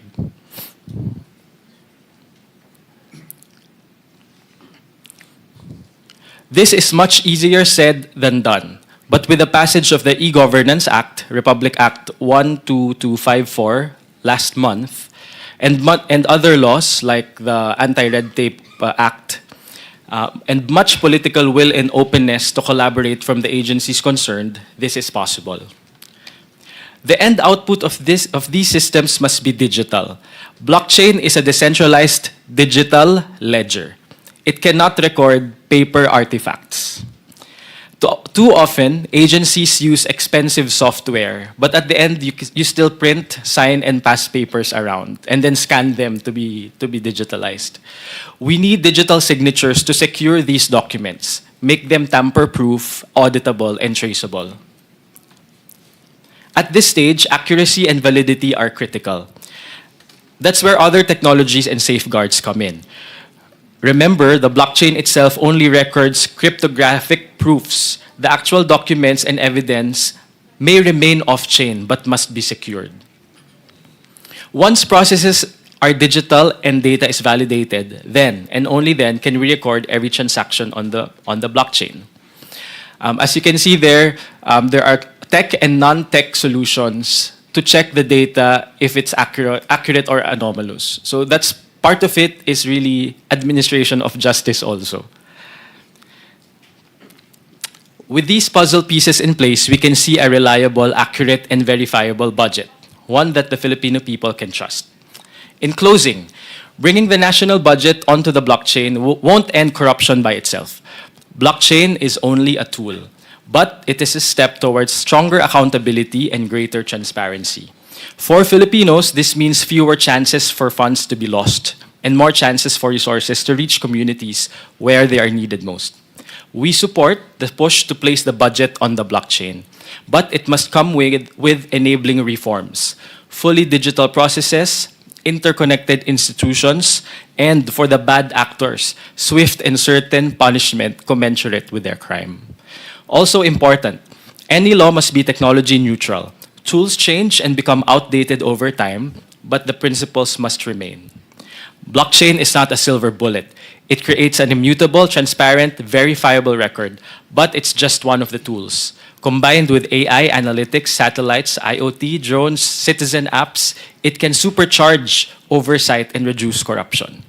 In the end, what matters most is not just the technology, but the people who must embrace its use and the policies, processes, and systems that should be in place to maximize transparency, accountability, and public trust. Technology is only the means. The goal is a government that truly works for the people. Maraming salamat po. Thank you, Attorney. So I think we're very aligned, no, with your presentation. Itong paglalagay ng budget sa blockchain, it's just one aspect of what we want to do, no. Isang aspeto 'yan. Let me ask si Attorney Rosario from DBM. Itong paglalagay ng budget sa blockchain, ito po bago po to, 'di ba? And of course, yung AI, satellite technology, drones, that's all readily available already. Hindi na yan mga bagong teknolohiya, nandiyan na yan, 'di ba? Pero yung ibang nabanggit ni Attorney Third na digitalization, cross operability ng mga agencies, we already have laws for that, 'di ba? Hindi lang siya na-i-implement, no? Tama ba, Attorney? Mr. Chair, so far we have existing laws and regulations. However, we are also lobbying for the progressive, modernized, for better budgeting po. This is part of the LEDAC, which reinforces the needs for the integrated financial management information system. Oh. So we have executive order as well. Currently po, yun po yung pinanghahawakan po ng DBM to enhance our digitalization efforts. Pero But you don't need a law anymore for this kasi lahat ng batas na kailangan nyo for digitalization. Maybe I'll ask si Sec Henry kasi tumutungo siya. No? So, Sec Henry, do we need a new law for digitalization? We don't, di ba? For digitalization, Mr. Chair, hindi na. Hindi na. It's just a matter of execution and implementation. Okay, so the laws that Attorney Bagro, the framework that Attorney Bagro mentioned, actually, nandiyan na yung mga batas eh. Sa totoo lang, it's now implementation. Itong paglalagay ng budget on blockchain or similar technology, it probably needs a law unless DBM wants to pursue it on its own, which I think it's probably doing already. Pero yung nakikita ko kasi, if the budget, which is sabi nga namin ni Senator Robin, pinakamahalagang batas na nilalabas every year is the budget, di ba? Kung yun ay naka-blockchain, mas mapapabilis yung digitalization ng ibang mga ahensya. Because the mother document is now digital, interoperable, and on the blockchain. So kailangan talagang sumunod na yung mga ibang ahensya na hindi pa gaanong sumusunod, no? Sec Henry, tama po ba? Mr. Chair, tamang-tama po. Dadali po yung trabaho ko dyan. Kaya sinusuportahan po namin yung i-blockchain kaagad kung po pwede, Mr. Chair, yung 2026 GAA. Para lahat ng disbursement pwede na nating matrace sa GAA. Okay, we'll Thank get you, Mr. to Chair. you, Secretary. Ikaw yung ating panghuli. Bayani Ventures, please go ahead. Hi. I'm sorry, it's Bayani Chain. Bayani Chain Yes, Ventures. Brianny Chain. Good morning, Mr. Chair. Thank you for the opportunity, and good morning to everyone. So, I think I have a slide, mga slides po. If we can pull it up po. But to start po, no, Bayani Chain po, we're a blockchain infrastructure company, and we essentially power the tech behind DBM's blockchain system for special allotment release orders and notice of cash allocations. And also we're pilot testing on the LGU level with, as mentioned by Mayor Benji Magalong. So, good morning to everyone. Today I'll kind of explain the topic on blockchain for transparency, and more importantly, what it means for the Filipino people. Next slide, please. Yeah. So, I think a lot of people already discussed po no kung ano yung how blockchain works. But at its core, in simple terms, blockchain is a tamper-proof timestamp ledger. Meaning, once data is written, it cannot be erased or altered. This means NGOs can monitor, the media can report, and citizens can participate, all looking at the same record of truth. And I think that's the power and impact of blockchain. Next slide. What would this look like no, on a budget system? I think this is more high level po, no, than attorney's presentation. But for us, this is how we would envision it, right? Funds from the treasury are tokenized and recorded on the blockchain. And at the same time, these spending units, such as different departments and LGUs, disperse these funds, and every step is logged and traced. From there, it gets stored into a immutable ledger, which is time-stamped, auditable, and verifiable. Ano po yung impact niyan? Pareho pong oversight bodies, such as NGOs and watchdogs, and citizens themselves can validate and scrutinize every peso in real time. Next slide. So ano pong impact po to para sa taong bayan po, no? For every Filipino, it means, number one, participation. Because budget data is directly accessible on a smartphone, and 70% of Filipinos already have a smartphone. Citizens can audit anytime, anywhere. Halimbawa, kung meron pong Senate hearing at may nilabas pong budget, pwede din pong i-check ng taong bayan sa cellphone nila. This gives the people the power to check how funds are used without needing any special access. Second, accountability. According to the OECD, immutable records cut procurement fraud by up to 30%. This means fewer leaks and more funds going where they're supposed to.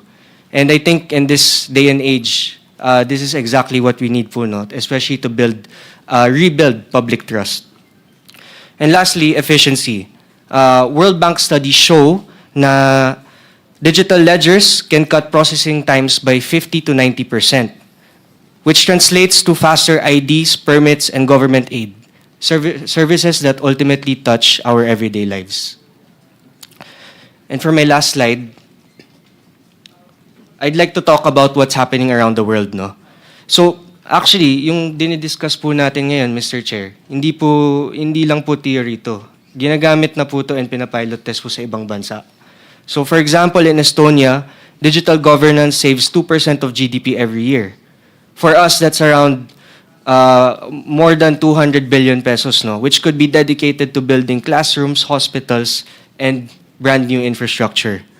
In Georgia, land registration became 90% faster, which shows how bureaucratic processes can dramatically improve when compared to traditional systems.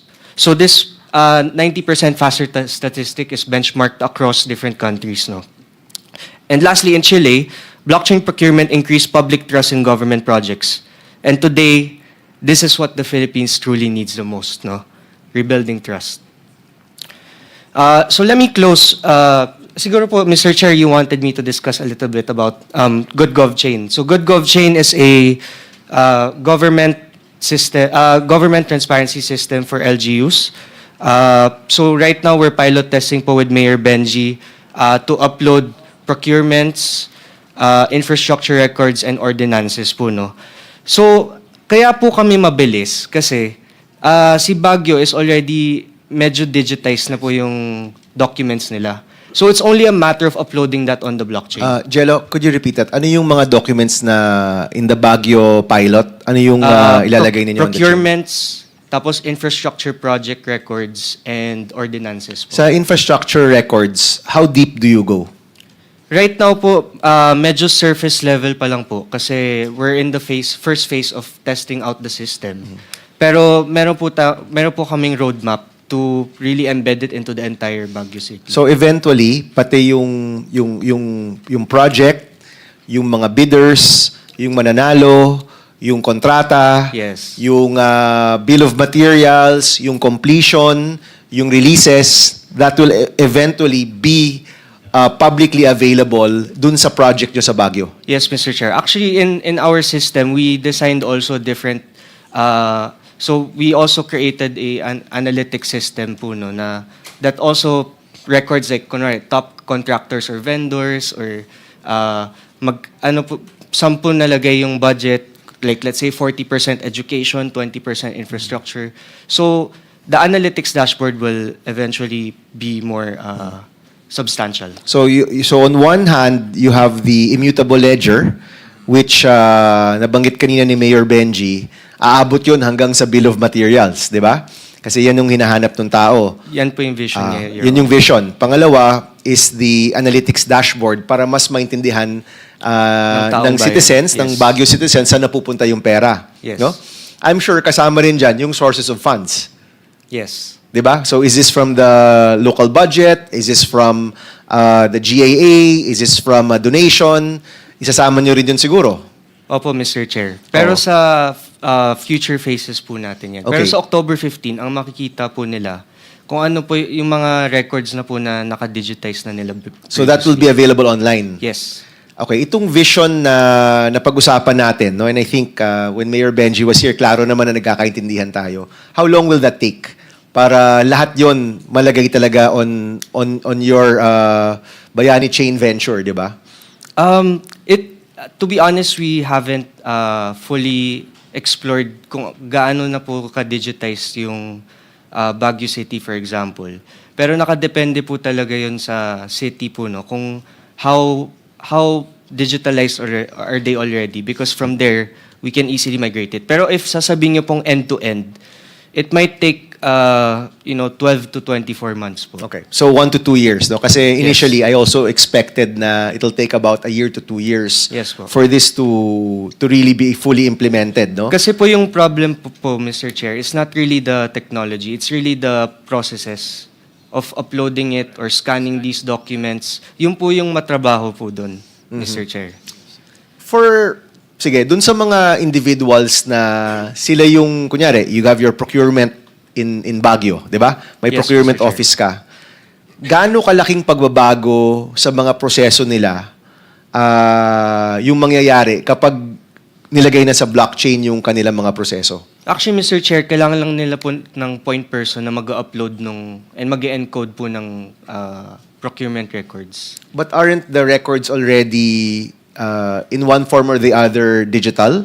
Yes, pero for future, like for example, 2026 onwards, i-record na po nila through their system and through the blockchain. And is that, are they recording it directly into a software or are they scanning paper documents and you're creating copies of PDFs online or diretso nilang nilalagay? I can't fully answer that yet, Mr. Chair, kasi I don't have the concrete answer. But both, pwedeng both. Pwedeng both po, yes, Mr. Pwedeng Chair. both. No? Depende lang sa server space ninyo. Kung gaano kalaking server space yan. Kasi I'm sure kung national government to, napakalaking server space yung kailangan. But that's why it's immutable. Kasi you're uploading all of the relevant information, no? Yes, Mr. Chair. Sige. So babantayan namin yan. We hope that we can get more updates, no, as the months go on, kasi we wish you the best dito sa pilot nyo sa Baguio. Thank you, Mr. So Chair. thank you, Jello.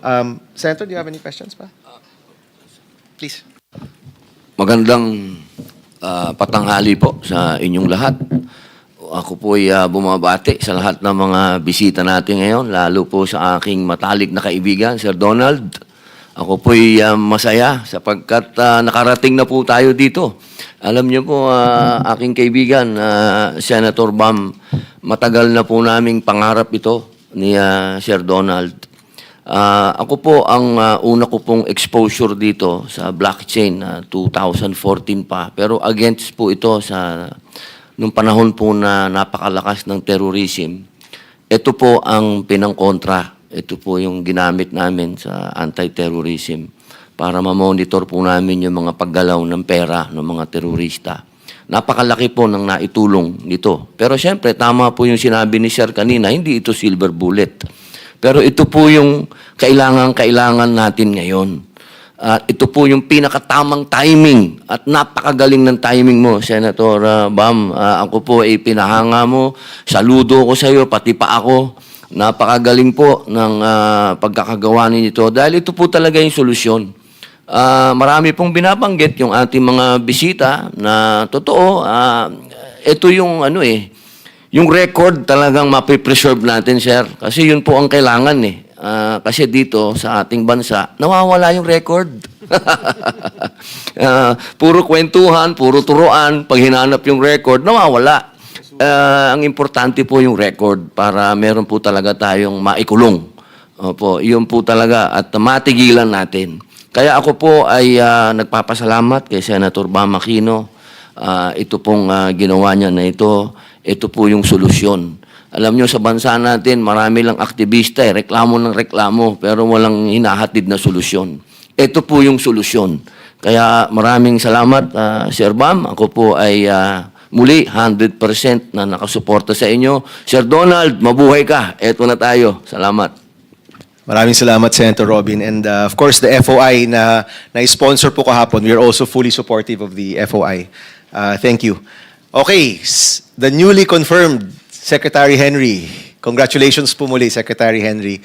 Alam ko po matagal rin ang inyong karanasan sa blockchain even before you joined government. Baka pwede niyo pong ikwento ano pong panayam po ninyo dito po sa blockchain bill po natin. Mr. Chair, maraming salamat po, Senator Robin Hood.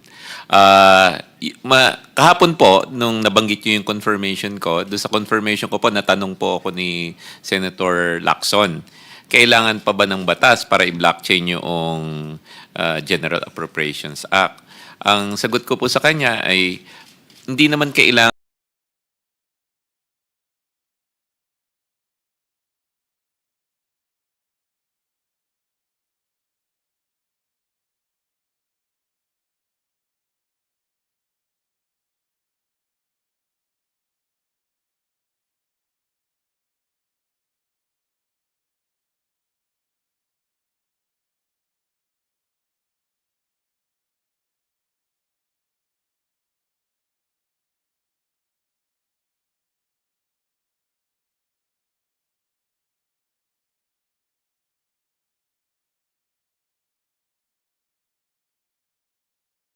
ng batas na para ito po ang natural evolution nito. Nakita po natin ang epekto pag mamamayan ang mga transaksyon ng gobyerno. Next slide, please. Sa sang madaling salita, back lang ng konti. Please.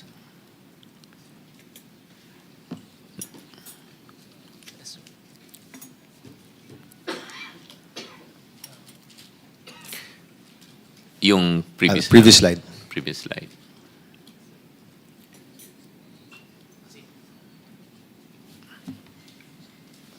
Yan. Para lang mas maintindihan po ng ating mga kababayan, nabanggit na po kanina, isa-summarize ko lang po, ito po yung isang parang public billboard. Parang isumbong sa Pangulo website, pero may isasama dito ang mas maraming mga transaksyon. At second, at mas mahalaga, para pong tong GPS tracker ng pera.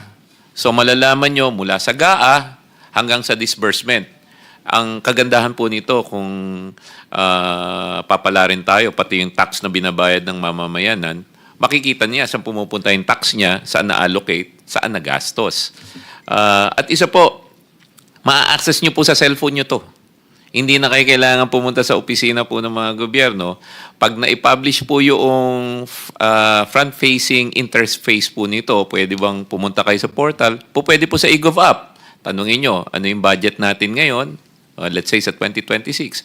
Click nyo dyan, infrastructure. Click nyo dyan, tulay. Halimbawa, napadaan po kayo doon sa may karatula, this is where your taxes are going. I-verify nyo po. Magkano siya, ano na yung construction, etc. Isang konkreto pong halimbawa, 10 million pesos na classroom na budget, maari mong subaybayan kung magkano na yung nadidisperse sa kanya, imamatch nyo doon naman sa project po ng DBM na DIME.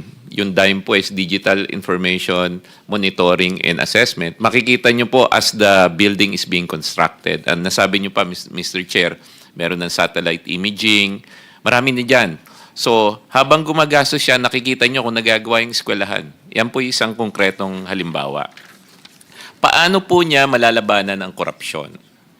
Next slide, please.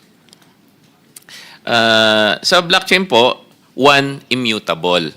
Sisimplihan ko na lang po, ano ba ibig sabihin ng immutable? Kung sabi ng mga kababayan natin, wala nang forever, sa blockchain, may forever. Pag nailagay nyo na po yan sa blockchain, kung hindi ka man mahuli ngayon, eventually mahuhuli ka rin. Kasi kung may ginawa kang kalokohan, nandyan na yan. Hindi niyan pwedeng burahin. Yan po ang tinatawag na immutability. Pangalawa po, very transparent. Ngayon naman po, yung transparency, huwag kayong mag-alala. May mga mekanismo ang blockchain para magkaroon ng privacy. Pag personal information yan, syempre, hindi mo makikita. Pero pagka government transaction at pera, transparent po dapat yan. Di ba po, bawat bidding dapat public? O, di yung public bidding, di ka na kailangan pumunta dun sa bidding mismo, makikita mo na sa blockchain. Pangatlo po, accountability. Lahat naman may digital footprint. Ito po yung tinatawag namin sa cybersecurity na digital crumbs. Sino yung nag-modify, sino yung nag-access, sino yung nag-originate, makikita po natin lahat dyan. Yung next, ano naman po ang epekto nito sa ordinaryong mamamayan? Ito po, empowerment po. Kayo na po mismo ang susuri ng budget, kung budget, transaction, kung transaction. Hindi na kayo kailangan maghintay ng press release, hindi na rin kayo malilin lang ng fake news. Dekalidad na serbisyo. Pag gumastos, halimbawa, sa ang isang gobyerno, ang isang ahensya ng gobyerno para pagpapakain halimbawa ng isang eskwelahan, nailabas yung pera, dapat makuha nyo kaagad yan. Pag pumila po kayo sa pagpapagawa ng lisensya, pwede nyo na rin pong ilagay sa blockchain para malaman nyo gaano kabilis ang galaw. Mas mabilis na serbisyo, as I've said, at saka tataas po ang kumpiyansa natin sa gobyerno. Kasi ganoon naman po trust is built when we see each other eye to eye. Di po ba? Panghuli na lang po na pahina ko po, dahil po may hearing po tayo ngayon, nandiyan po may libro po akong sinulat, nabigay ko na po sa mga ibang kaibigan natin. Si DICT po, nakipag-ugnayan kami doon sa publisher namin, pwede nyo pong i-download ng libre. Ito po kasi, nakalagay po dyan yung mga blockchain na ginagamit na sa Pilipinas. Hindi po ito bago. 6 years na po ang Pilipinas na may experience dyan. Nagagalak po ako, Mr. Chair, nandito po yung mga kasama ko sa bangko mismo. Bakit importante na bangko? Kasi bawat sistema po sinusuri ng BSP, Bangko Sentral ng Pilipinas. Pagka yung blockchain ginamit mo sa bangko, ang blockchain ay bank grade. Ito po yung pinakamataas na kalidad po ng mga sistema. And yan po yung sinulat ko nung panahon ng pandemic. Dinocument ko lang po lahat ng mga blockchain na ginagamit sa Pilipinas from gaming to stablecoin para malaman nyo na may use case na po na natratak namin ng piso na galing sa mga rural banks papunta sa bangko po namin. At importante po, nagamit na po namin yan sa governance and compliance. At gumanda po yung governance and compliance processes po namin. So yan po, Mr. Chair, antabayanan na lang po nyo sa DICT at ipopost po namin yung download link po. Maraming salamat, Mr. Chair. Thank you, Secretary. Just a few questions, then si Senator Robin has a few questions also, no? Nung nilabas ho namin to, may mga nagkomento online na nuclear bomb ito pagdating sa corruption. Ano pong komento nyo dyan? Hindi lang nuclear bomb, medyo 100 years na radioactive yan, Mr. Chairman. Ito po ang sagot, Mr. Chairman, sa corruption. Kaya nung nalaman ko po na nagbalangkas po kayo ng bill dito, ay alam niyo naman po, bigla ako kayong linapitan at tuwan-tuwa po kami. Hindi lang po sa Pilipinas na kasi ginamit yan. Yung bansa po na ginagamit nating standard for governance, Estonia, ay ginamit na rin po to sa Estonia. Proven po itong technology na to. And 6 years of using this, malayo na po narating natin. Time na po para gamitin natin, Mr. Chair. Secretary, palagay ko magandang madaliin natin to, especially sa nangyayari sa ating bansa. Would you propose to make this bill or would you propose to the President na i-certify na urgent ang batas na ito? Yes, Mr. Chair. Alright, aasahan po namin yan, Secretary. Yes, Mr. Chair. Senator Robin. Ginoong Kalihim, opo, nung minsan po akong umattend ng convention ng blockchain, opo, ang pinag-usapan po doon ay para sa mga small businesses. Totoo po ba makakatulong ito sa ating mga small businesses? Mr. Chair, Your Honor, yes. Bigyan ko po kayo ng ehemplo. May mga nagninegosyo na sa atin ngayon na yung mga negosyante natin na maliliit, hindi makabili ng malaking lote. So paano sila magninegosyo? Through blockchain, fractionalize nila yung mga lote. Isa pong example, Mr. Chair, Your Honor, meron na tayong digital asset law. Pwede mo nang i-digitize lahat ng asset at kami po sa bangko, ina-advocate namin yan. Kasi yung digital asset, pag nag-digitize yan, pwede mong i-collateral ba? Tapos makakapangutang ka. Yan po'y kailangan ng mga MSME. So, malaking bagay po to. Meron na po ba kayong koordinasyon sa DTI? Yes, Mr. Chair. Yes po. Actually, isa rin po yan sa gustong itulak ng DTI. Kasi doon sa MSME push po ng DTI, isa rin po yan sa sinasabi natin na pwedeng next cottage industry po rin natin. Maraming salamat po, Ginoong Tagapangulo. Alam niyo po, kung ito po ay naging effective anti-terrorism, sigurado po sa mas magandang bagay, ito po ay talagang panalong-panalo. Kaya muli po, congratulations, boss. Salamat, Senator. So, anti-terrorism, ngayon naman po anti-corruption, no? Thank you so much, Secretary Aguda, for that presentation. Let me ask Mr. Abante. Si Ken po is one of the co-conveners of the People's Budget Coalition, also worked in DOF, no? Some years back. Ken, ano yung mga dokumento na mahalagang isama natin dito sa batas na ilalagay sa blockchain? Now, of course, ano naman po yan? We will create measures for, kung kailangan ng future documents, no? May space naman po yan. But right now, sa nakikita mong nangyayari sa bansa natin, kung saan nakatago yung korupsyon, saan pinapalobo yung mga presyo, for People's Budget Coalition, ano yung mga dokumentong mahalagang makita sa blockchain? Maraming salamat po, Mr. Chair. Naniniwala po kami that sunlight is the best disinfectant. No? At mahalaga na hindi lamang transparency yung meron, kundi people's participation at accountability. Yung tatlong pillars po talaga na yun, yung kailangan for corruption prevention and the restoration of trust in the budget process. Pero po dito sa tanong ninyo tungkol sa transparency, yung mga citizen monitors po natin are asking for free, public, and machine-readable access to the following. No? I will ask certain questions and then I will enumerate the documents that are needed. Una po, tama po ba yung programa, yung presyo at kalidad ng materyales? Yung mga documents po na nasa procurement ay yung tinatawag nating Program of Works, Bill of Quantities. I will ask DBM later to also comment on this. Apo. Yung tinatawag po nating Detailed Unit Price Analysis o DUPA, doon po makikita yung mga materyales, yung presyo ng materyales. At mahalaga rin pong malaman yung bid opening minutes ng Bids and Awards Committee Secretary that detail the competing bids. No? So, unang tanong, tama ba ang presyo at kalidad ng programa? Pangalawa po na mahalagang tanong, no? Ang mga bidders ba ay technically, legally, and financially eligible na mag-bid? Sila ba ay na-blacklist? Undercapitalized ba sila? No? In order to find this out, very important po na magkaroon ng access ang citizen monitors to the audited financial statements, to the general information sheets, and the articles of incorporation. Na gusto ko pong sabihin that these are expensive and difficult to get. In fact, I was just talking to our friends who are investigative journalists from Rappler who did the expose on Congressman Zaldico, sina Dwight De Leon and Casey Valmonte.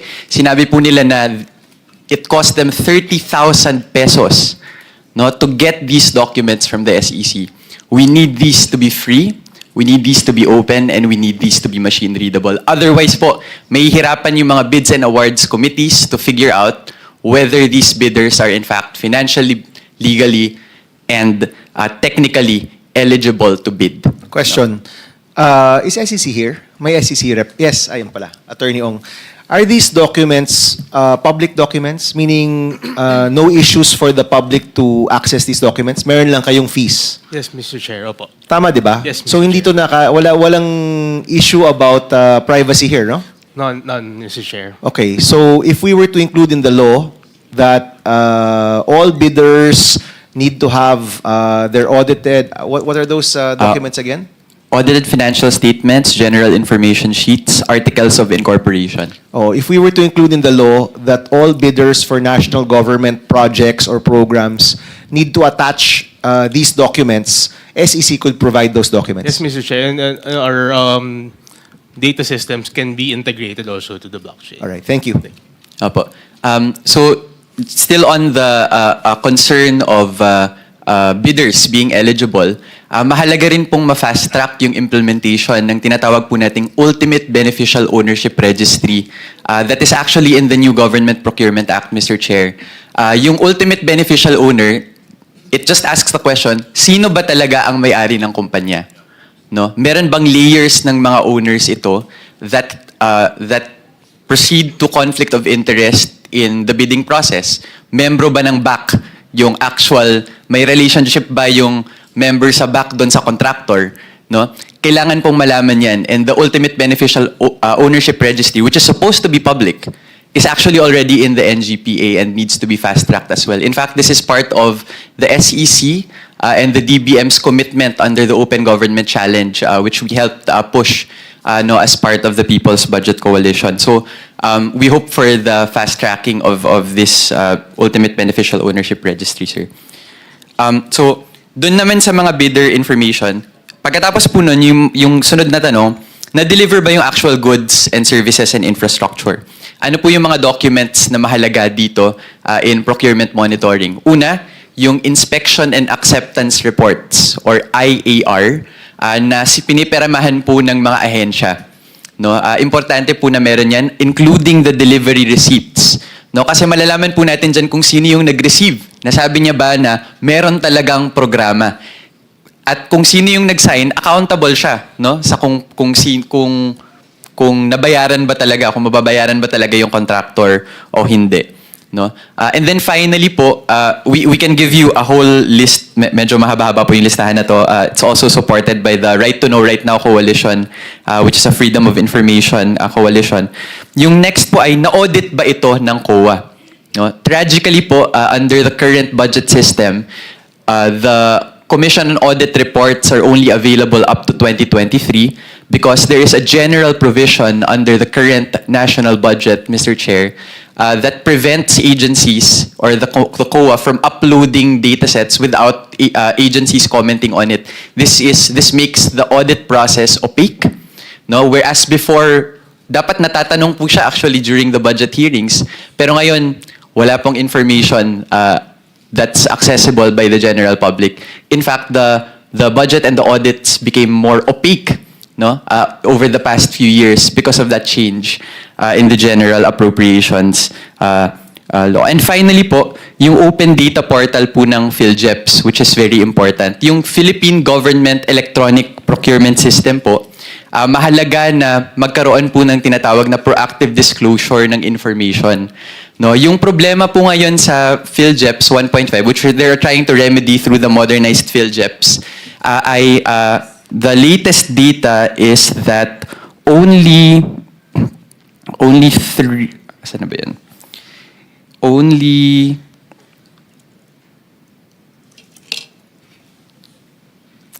3 out of 7 pilot agencies and 8 out of 20 pioneer agencies are using the modernized PhilJeps e-bidding facility. Yung current po na PhilJeps 1.5 is only posting the information in PhilJeps and also posting the award. So in the middle po, very manual yung process, no? But when we support the agencies in transitioning to the modernized PhilJeps, no, partner po namin yung procurement service and they're very committed civil servants who are there. Mas mabibigyan po ng laman yung sinasabi po kanina nung ating mga resource persons from Bayani Chain and from Tiwala and from the FinTech Association na magkaroon na ng mga dokumento na ganito, no? Para magkaroon ng tinatawag pong red flag indicators in the procurement system, no? Para malaman kung masyado bang mataas yung materyales, among other standards. There is in fact, Mr. Chair, an internationally recognized standard called the Open Contracting Data Standard, no, that lists which variables can be structured here, no. It's a technical discussion, pero babalik nga po doon sa tanong na doon sa mga tanong na tama ba ang presyo at kalidad? Mga bidders ba ay technically, legally, and financially eligible? Na-deliver ba yung goods? Na-audit na ba siya? And if you are able to upload these in a free, machine-readable way, it will be a very big help to citizen monitors like us. Thank you, Ken. Secretary Aguda, let me ask some questions here. No? So, initially, nakikita ko na up to a certain level, kayang mag-upload ka agad, di ba? Kasi these documents are available. And to address the concerns about DPWH projects, yung mga kontrata, and the further documents, I think they can be uploaded relatively fast kasi nandiyan na yan, di ba? Pero yung ibang pinag-uusapan ni Ken, all of these other reports, ma-upload din ba kaagad yun? Or it will take time to get all those documents on the blockchain? O nasa atin yan? Nasa atin lang lahat yan? Mr. Chair, I can only speak with my experience in the ICT. No? So in the ICT, 6 months in, I've been looking for all the documents, paper or electronic. And this is already the ICT. So it took us 6 months just to upload all of the transactions related to free Wi-Fi. And they're of various formats. So the problem is they don't adhere to a standard schema. All the transactional reports that they've mentioned earlier, it's nice to hear that there are standard reports, but the way they fill it up, it's not standard. So what we do, and you mentioned this earlier, Mr. Chair, we uploaded everything on AI. So we created a huge data store. We uploaded all what we call the artifacts. Uploading and getting the data took us 6 months. Coming up with the price book, which we now know should be the price across. Coming out with the standard specs for everything that we need to standardize took us only a day. So the biggest work, the hardest work, is to gather the information. Kasi it's not just finding it, it's the bureaucracy of you have to go down several levels before somebody can say, hindi lang yung finance head kasi, Mr. Chair, ang mag-authorize. Yung finance head will be dependent on 3 or 4 layers below. Minalas na lang sila, makulit ako eh. So talaga, bumaba akong level. So I think it's the info gathering. But once you upload everything, like what our technical resources mentioned, technology is not the problem. It's going to be getting the information, navigating the process, and moving the people to comply. That's my experience, Mr. Chairman. All right. So, syempre ang nakikita ko kasi is pwede mag-phasing, di ba? So the phase 1 could be simply publishing. 'Di ba? Yung mga kontrata ng public works na maraming gustong tumingin at gustong i-check kung ano ba talaga to, kung tama ba yung mga presyo. Phase 1 could simply be publishing, closer to the full disclosure bill that we've seen in the past. Phase 2 could be maybe identifying key agencies with the biggest procurement and what layers that they need to put on the blockchain, 'di ba? And then maybe phase 3 could be the other aspects and other agencies na siguro mas malilit yung budget. Obviously, we can identify the agencies with the biggest budgets like DPWH, DOH, DepEd, no? Ito yung mga big ticket items kasi, no?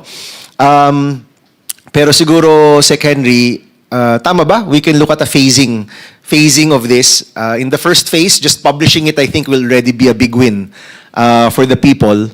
And then putting it on blockchain para mas understandable, pwede mo gamitin ng mga apps and other technologies would be the second phase. Without pegging you to these numbers, sa tingin mo, and maybe I can ask Donald also, sa tingin mo, how long will it take to get to where we want to go and with all of these different phases that we need to go through? Mr. Chair, medyo I'm biased towards speed eh. Ang sabi ko nga, execution over perfection eh. So, and if I may suggest, Mr. Chair, kung susundan natin ng mabuti yung spending pattern ng gobyerno, nagsisimula sa GAA. So pag sinimulan nyo sa GAA, pinublish yung GAA, and you require, siguro may 3 months pa before any bidding, any procurement can happen. So if you publish the GAA early by December or November, madaling ilagay sa blockchain yun because it's just a document that you put on the blockchain. Yung convention na lang ng mga index, numero, yun lang pag-usapan. Pag sinundan nyo yung procurement, naka-blockchain siya, naka-publish na, lahat ng tao makikita na sa blockchain yung GAA, sundan natin yung value chain up to the point na ma-disperse. Kasi bago naman ma-disperse yung pera sa kaban ng bayan, dadaan niya ng mga 3 to 6 months. Eh di sundan natin. And if I may suggest, Mr. Chair, sampulan natin with DBM there, then DPWH, yung moving forward. Kasi nandiyan si Sec Vince ngayon, medyo makabago. Ang objective is not the whole government in 1 year, but one major government agency. If you do DBM and DPWH, baka nga sa DPWH, hindi naman lahat. Baka muna yung mga key infra. Matapos siya ng isang buong taon, Mr. Chair, uulit-ulitin na lang natin. That's how I would suggest it. So kung ang tanong niyo sa akin, gaano kabilis, I think in 1 year, if we really have the political will to do this, because we have the technical capability, simulan natin dun sa ganung value chain approach, Mr. Chair. All right. DBM, Attorney, sorry may glare. Attorney Del Rosario, yeah. Any comments? Yes, Mr. Chair. I'd like to highlight po that putting the documents in the blockchain is easy. We actually did that with Bayani Chain for less than a year, some few months. But I understand it takes us a long time to do process re-engineering itself. But for genuine fundamental change po to happen in blockchain, it has to be on the unified account code structure level. So meaning, for public finance practitioners, we have to put in the chain there are 4 element owners po dun. That's DBM, COA, Philippine Statistical Authority, and Opo, yung treasury and and the agency. So that's the organization code, funding source, object code, sub-object, even up to the location code po, CPSA po yung element owner nun. So in order for us to do that, it has to be the blockchain has to be on the ledger level. It takes us a long time. In fact po, when we started our term, SecMina asked me to start the blockchain since 2022. For blockchain practitioners, decentralized finance is the holy grail. So yun po yung goal po natin is to decentralize our public finance. And in order to do that, up to UX code level po talaga. However, for us to do something very quick, naisip po namin, SARO NCA muna, yung ilagay sa blockchain. Yeah, SARO NCA kasi will help us with where the money should go. Yes. Pero with how the money is used, hindi pa eh. Yes po. Diba? Kasi those are the contracts of the agencies. Yes. No? And a lot of the corruption we're uncovering is at that level. No? So yung SARO at NCA, matutukoy natin kung may pondo. Actually, mas maganda kung alam mo yung proponent. Although wala rin naman yun sa SARO at NCA. It just shows the item and whether there's cash available. But to be able to really understand kung nasaan nangyayari yung pagdanakaw, we have to go to the contract level at the agency level. And although these records are not with DBM, they're actually with the legislators, yung proponents. Diba? So I think what you're doing is definitely commendable. It's a great first step. Pero to address our concern, we have to go to the agencies. And I will subscribe to what Secretary Henry said, na unahin na natin yung DPWH. Di ba? At kung makikita natin yung mga kontrata doon hanggang DUPA, tama ba? Hanggang DUPA, no, mas ma-analyze natin kung merong katiwalian o wala. No? But thank you, Attorney. So it's 11:58. I'm going to open the floor now for anyone who wants to give a statement, either of support or of concern. Baka naman po may mga gusto ko yung banggitin ng mga red flags na hindi pa na pag-uusapan. Now is the time. Maybe we can start with the Blockchain Council, then we'll have Ms. Chongson of the FinTech Alliance next. Yeah, thank you, Mr. Chair. On behalf of the Blockchain Council, of course, it goes without saying that you have our full backing and support. We issued a formal statement of support already, to your office. What I always tell people is that first, when you say blockchain, we have to understand there's the tech side and the people side, right? So technology is used by people. So in the end, tech is only as powerful as the people who are using it. And therefore, when we say blockchain, and we have to understand that that tech will work only if the nodes are executed and distributed also. Otherwise, kung ang blockchain, lahat ng computer in a way, kung lahat po ng nodes ay nasa iisang grupo din, hindi rin siya blockchain. Kumbaga, pinost lang natin, bulletin board lang siya. And that is why it is important also on that side, having said that, that important that the nodes are distributed. We can, for example, we were talking with Yusek David Almirol din, we have the eGov chain. Sana kumalat din yung nodes. Maybe DBM or other offices would have that. What is also very important is on the people side. People meaning the ones who use it and the ones who puts that right number, that real document into the budget. That has to be part of the system, whether it's a GAAYON or SANEP. But and the reason why we launched, if you've seen the news, why we launched the integrity chain, was that on top of the technology, it was actually very much on the people side. More than 50 organizations pledged their statement of support. And Secretary Henry was one of those also who were there to support it because we want the private sector, the organizations, to take an active part. In fact, it took us a lot of time because when we were saying yung nodes, di nila magets so kailangan ka namin bumili ng computer. So sabi namin, sige, wag muna. Kasi ang habang explanation and the legal part and everything. So what we said was that the integrity chain, all the private sector, Management Association of the Philippines, MBC, Makati Business Club, all the whatever association, sila po yung nag-release po ng statement on the corruption na we detest the corruption. So sabi ko, why don't we, instead of just keeping on issuing statements, can we do something about it? And that's why we said, let them be part of the process of checking also, right? Which is the essence of a participative democracy. So with that, and that's why the integrity chain was created, we hope that in 60 days we can deploy something as fast as the GoodGov chain. The essence is the people. All the organizations will be now looking at it also. Right? So, kasi nga, number one, kailangan yung nodes, yung tech, distributed yung computer, otherwise it doesn't make sense. At the same time, lahat sinasabi natin, lahat titingin, pwedeng tumingin. Pero sino ba talaga ang titingin? Kasi hindi naman pwedeng buong Pilipinas titingin at lahat may comment. So we have to give that responsibility to certain groups Whether, I mean, people here, we all represent certain groups. We are checking also. And whether the tech will solve the problem, at the very least, we know from the people side, mas mahirap kasing kumuha kung lahat nakatingin eh. Right? And we will now ask the real questions. Those who are more in the know. And because of that, no, but one final thing, Mr. Chair, I always say, it's important to have that first step. Because technology in itself, nakakatakot yan eh, right? There are just too many unknowns. And so because there are too many unknowns, when you talk about darkness, you only move because you have to take one step at a time, and that's experiment. And that's why in the integrity chain with DPWH, it was very clear to us, only foreign assisted projects, put it on the chain, gather a technical working group, pag-usapan natin paano ilalagay, and then sino ang titingin, sino ang magko-comment.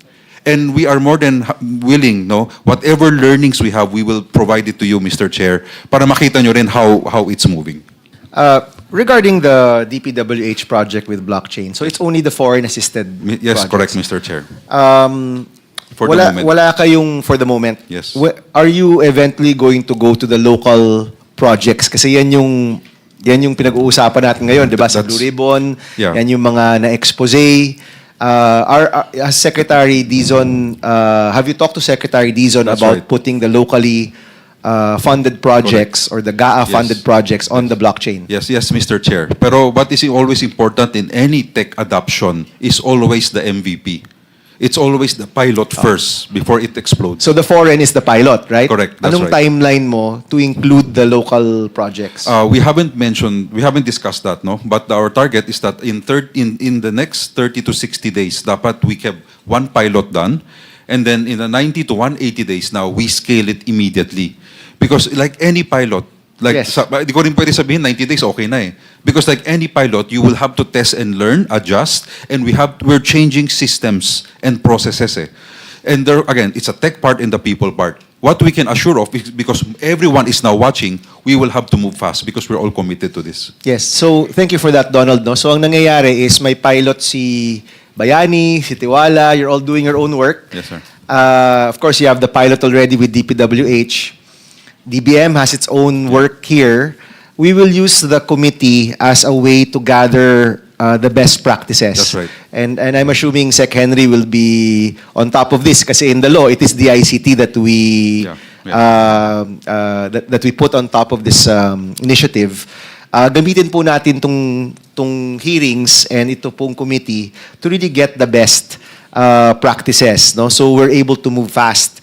And I'm hoping that you can all move forward even before the law is passed. Yes. And then when the law is finally passed, at least we have your learnings already to help in the implementation para hindi rin tayo starting from zero. Kumbaga, nagsisimula na tayo kung nasaan na kayo. Yes. Di ba?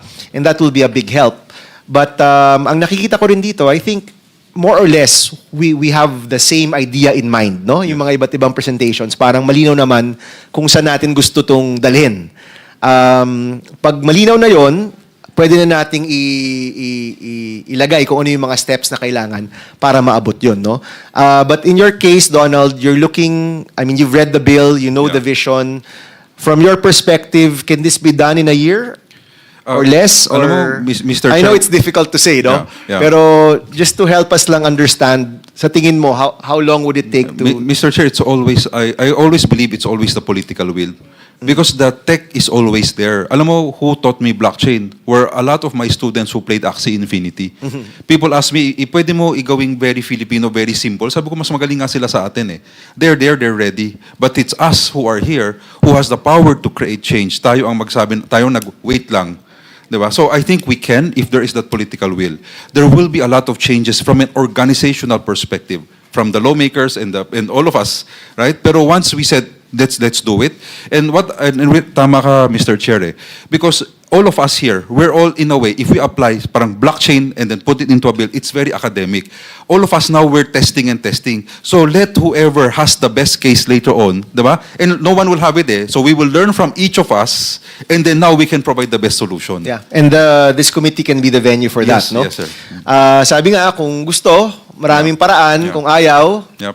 maraming dahilan, di ba? Ito, gusto natin itong mangyari. So we will do our best to make sure this passes. And it's interesting na this can be a convergence point, no? Different political parties, different persuasions, executive, legislative, local government, pwede magtulungan para dito, no? Okay, thank you, Donald. Anyone else? Lee from SGV or... Oh, I'm sorry, si Ms. Chongson pala first, no? Ms. Chongson. Thank you, thank you. I'm also with Blockchain Council. In fact, I'm a trustee as well. I'm also trustee of FinTech Alliance. Thank you for inviting us. And I think this time around we're blessed that we have people in government understanding blockchain and deeper into technology. And as Donald said, if there's political will, this will work. We've established, and I'm the one doing the governance framework as far as the IC is concerned, and we have established 7 pain points. And out of the 7 pain points, budget, procurement, awarding, implementation, monitoring, payments, acceptance of the project. But we want to also look at the possible risk side, which is which blockchain to use, which blockchain company to use, should they follow certain standards, procurement standard, should they follow the revised corp, should we depend on them in terms of integrity? Those are the things that we're looking at as well. Integrity of the data, that's already been mentioned, so I won't expand on that one. Integration of the data, so we need to actually have a collaboration with DBM, COA, DPWH, LGUs, if we do implement it there eventually. I did mention which technology to use, so it's kind of not just limited to blockchain, it's a combination of AI blockchain, as mentioned by Attorney Third, which people to put here in terms of looking at integrity, because, and the responsibility of the people will, they will just be watchdog, or do you want them to be part of the approval? That's something that we can cover in the framework. Data integration, I have mentioned already. Training is important for everyone and to actually understand our roles. So happy to advise that FinTech Alliance, together with Blockchain Council of the Philippines, we are very supportive, but we need to also ensure that we do have proper governance framework. Thank Yes. you. I mean, coming from all the presentations, lumalabas ho talaga na may mga quick wins eh. Quick wins is publishing the important information. No? Whether it's on the chain or just as a bulletin board, we can begin there. Eh. Yun yung pinakauna. And then as we migrate towards the blockchain, it's also choosing which agencies we will undertake first and eventually up to what process. Ang maganda, end-to-end. No? I think si Ken talked about all the way until until fulfillment. No? Pero tama rin si Sec Henry, hindi naman perfection ang hanap natin dito. Ang hinahanap natin, may nagagawa tayo kaagad. And every step towards transparency is a step towards good governance. So, we will try our best to fashion the bill in that sense. Na hindi siya tipong kailangan tapusin bago i-publish. We can do it progressively and put milestones so that by next year, if we're able to pass this before the end of the year, by next year, may makikita na yung taong bayan pagdating sa transparency at yung ating hangarin for good governance. Okay, with SGV, want to say something? So, who wants to say a few words? Okay. Sige, you can come here. Can we go quickly? Let's go from right to left na lang. Okay. Lee, can go ahead. Yes, good afternoon, Mr. Chair.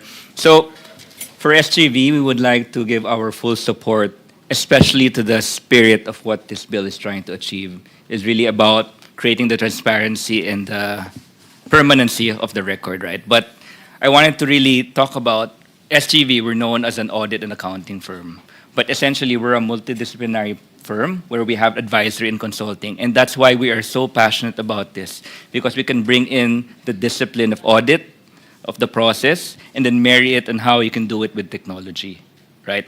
What I would like really to remind, I guess, the entire committee, right, is we talk about technology. I'm so happy Mr. Chair mentioned that he will have the technical working group that will look at not just specifically at blockchain, although blockchain addresses the salient points, but being open to the other technologies that need to enable it completely. Always think about the triangle, right? People, Sir Donald, you mentioned that. People is the forefront on how we're going to make this work. Process is still there. Technology, we know we can do it, right? We know we can do it. But people and process can still be a gap which we need to be able to address. So really 3 points I'd like to share. The first one is, if we're going to make this publicly available, right, to the common folk, we need to make sure that, yes, blockchain has the records, but the understandability of what it is, the user experience, needs to be clearly designed. So that would really empower them to be able to make a comment. Of course, we have to control, as Sir Doyle mentioned, who has access to this, but making it available, understandable is quite crucial. Number two, that the topic of technology on AI. I'm happy you mentioned that, Mr. Chair, because yes, we can have all of the records recorded there, can be garbage in, garbage out, but with AI, you'll be able to find out the trends that you will not be able to see manually if you just look at the data itself. So the analytics part na nakalagay po on top of that needs to be put forth and really designed as part of the objective. And last but not the least, infrastructure-wise, I know we need to really look at performance if we're going to have access to this. Cybersecurity, of course, needs to be there. And really the design of inclusivity, because obviously if we have cell phones, most of our country already use that, but being conscious of people, how are they able to access this so that they can participate in this forum? So, but definitely SGV would like to give our full support to this bill. Thank you. Thank you, Lee. Salamat. Mr. Minerva? Good noon, Mr. Chair. Kami actually is more of developing the blockchain at the core level, meaning at the algorithm, encryption, as well as the consensus engine. Yun talaga yung trabaho namin as a company. No? Based on what I observe, I just want to reiterate that the difference between putting a digital asset in a blockchain and in a normal database, the difference is shared. So if you put your digital assets on the blockchain, it is shared real time. That's the only difference, Mr. Chair. And what happens is, if you share the data to the public, magiging ano siya yung creativity ng public lalabas. O yung ingenuity ng Filipino lalabas. So magpa-pop up talaga yung mga website, including Watchdog website, Anti-Graft website, etc. So it is very important to actually share the data. And that is what I'm trying to emphasize here, that the blockchain bill is actually sharing the data to the public. Yes, and it has to be permissionless, Mr. Chair, if I'm going to decide on this. Because if you do permissionless data, anyone can just access it. Academe can access it, citizen can access it, etc. And with regards to the budget or the flow of systems, what I've seen, or when you have a problem with the budget, is that what you do is that the asset, like for example the contract, the GAA, whatever that information is, you use it as a control to flow the digital asset. It could be a token, no? And you use the token to actually ramp it out as a proof to get the actual money from the bank. So if the inspection is not yet submitted, then of course the tokens cannot be released and therefore cannot be ramped off to the bank. That could be a control, Mr. Chair, and that could be one of the things that you could do. Also. Thank you, Harold. Actually, the bill doesn't talk about tokenization. No, I think was it Bayani who mentioned it earlier. We stop short of that. No, I don't know if BSP will have something to say about that, but we stop short of it in the version of the bill. Pwede natin pag-usapan, or it can be a follow-up. That becomes an even bigger question kasi about tokenizing our budget and funds of government. But right now, the current version stops short of that, as you know. No? So we can discuss that maybe in the TWG. But coming from all the discussion, maganda nga i-phasing natin siya. No? And we'll see if that is a necessary phase down the line. But right now, let's do the first, which is sharing the data, making it available for free. No, thank you. Hindi ho lahat kailangan mag-comment. Yung mga gusto lang po mag-comment. Let's keep it short, please. Yes. Okay, thank you, Mr. Chair. So what I wanted to add to the discussions earlier is that, so while this bill actually directly addresses the problem that we're facing right now, we actually should view it not just as a narrow reactive measure, but really as a strategic and essential step towards the comprehensive digital transformation of our public financial management. So a modern PFM system is critical for enhancing efficiency, improving policy policy effectiveness, and bolstering public trust, all of which are cornerstones actually of a stable and competitive economy. So all of the things that we're doing actually translates to economic growth as well for us. Of course, as mentioned earlier, the success of this landmark legislation hinges on a sound implementation strategy we've mentioned, and we agree that you need to establish a sound and strong legal risk management and governance framework, adopt a first principles approach, meaning we don't just digitize the current process, but use this as a chance to rethink the way that we do it. Third would be to develop a national roadmap for emerging technology so that it's in conjunction with the other technologies as well. And then invest in capability building. So the thing is that when we start to adapt these principles, we can see it as the Philippines now successfully implementing a world-class digital public financial management system that enhances fiscal discipline, improves public service delivery, and strengthens the foundations of public trust, and also investor confidence in the Philippines. Thank you. Sa tingin ko, kung magawa natin to, it will speed up the digitalization of everything else. Kasi the budget, dyan nag-emanate lahat ng government transactions eh. So, if the goal is to digitalize everything, because if everything is digital, everything's more transparent, more interoperable, more usable, this could be the lever that could be the tipping point for that. No? Yes, Prof, please. Hello, Mr. Chair.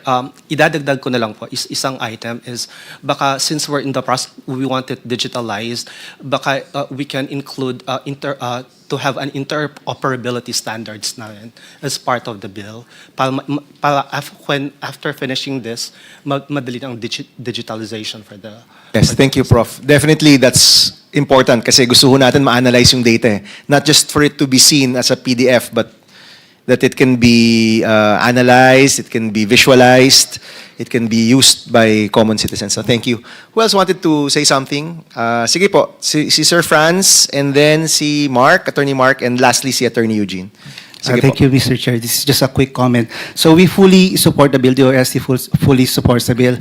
From the technological point of view, we welcome this as a positive development, specifically for local researchers and local startups. So nabanggit po ni Attorney Thor, di ba, they were supported by DOST. They were startups. So it's very good to hear na yung mga local initiatives natin na-recognize, and they have now this bigger avenue to have their locally developed solutions be absorbed by the government. So yun lang po, this is a very positive development. Thank you. Thank you. Yes, Attorney Mark. Thank you, Mr. Chair.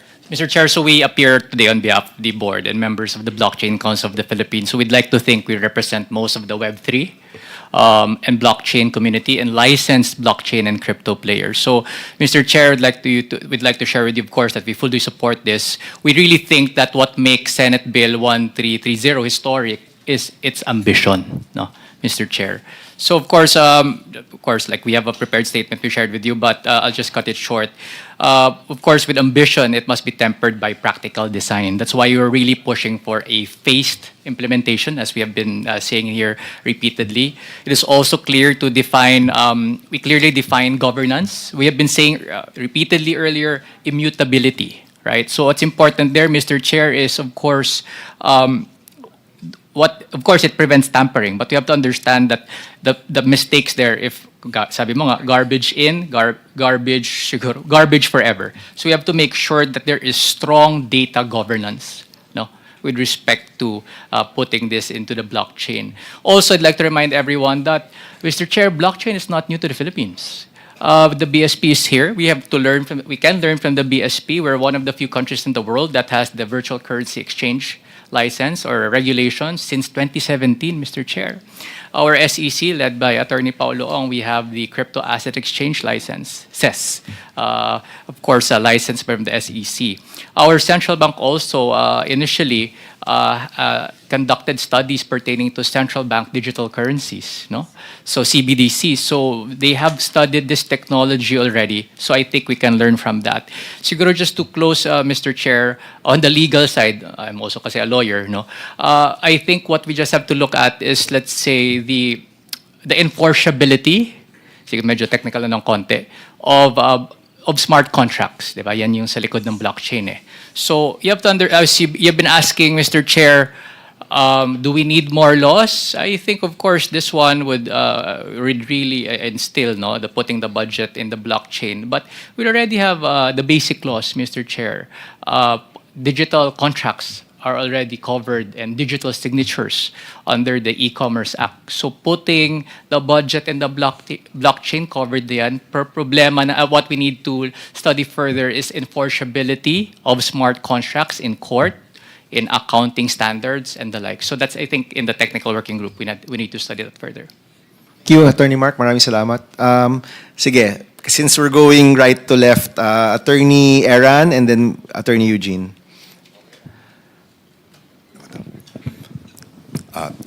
Thank you po, Mr. Chair, for being recognized. What we'd like to say is that we are in full support of SB 1330. Ang pinaka-importanting factor dito is that pag naging successful po ito, pag naging successful po ito po ang magiging pinakaunang legal definition po ng blockchain. Because in my humble capacity as an academic, because I also teach lawyers sa MCLE at UP Law Center. And I teach Lawyer's Guide to Blockchains and Smart Contracts. What I always emphasize doon po sa mga lectures ko is that for now, wala pang legal definition. So in a way, maaari po siyang maging stumbling block. But through this SB 1330, that will be the first stepping stone how blockchain will be legally defined. Because ang pinaka-importante din po, since we have to conform with the principle of technology neutrality, through SB 1330, we will be defining blockchain as a generic technology. Then, on the succeeding mga legislation, we can define it further in a use case specific po. So this will be the very first step po sa pag-implement po ng blockchain in our legal system. So, in relation po since for the people din, we have to understand po the concept between law and technology. Since nung panahon pa ng unang nabubuhay mga ancestor natin, itong dalawang konseptong ito, lagi po ito nag-uunahan. Lahat naman po tayo siguro nag-aral ng history. You will always notice sa ancient history, hindi po basta-basta nako-codified yung mga, even the most basic technologies. Bakit po? Kasi itong dalawang konsepto na ito, nag-uunahan po ito. So, in relation sa SB 1330, we can strike a balance between the two. Kasi ang philosophy po dito is that we cannot put a Tesla engine in a 1900 Ford Model A vehicle.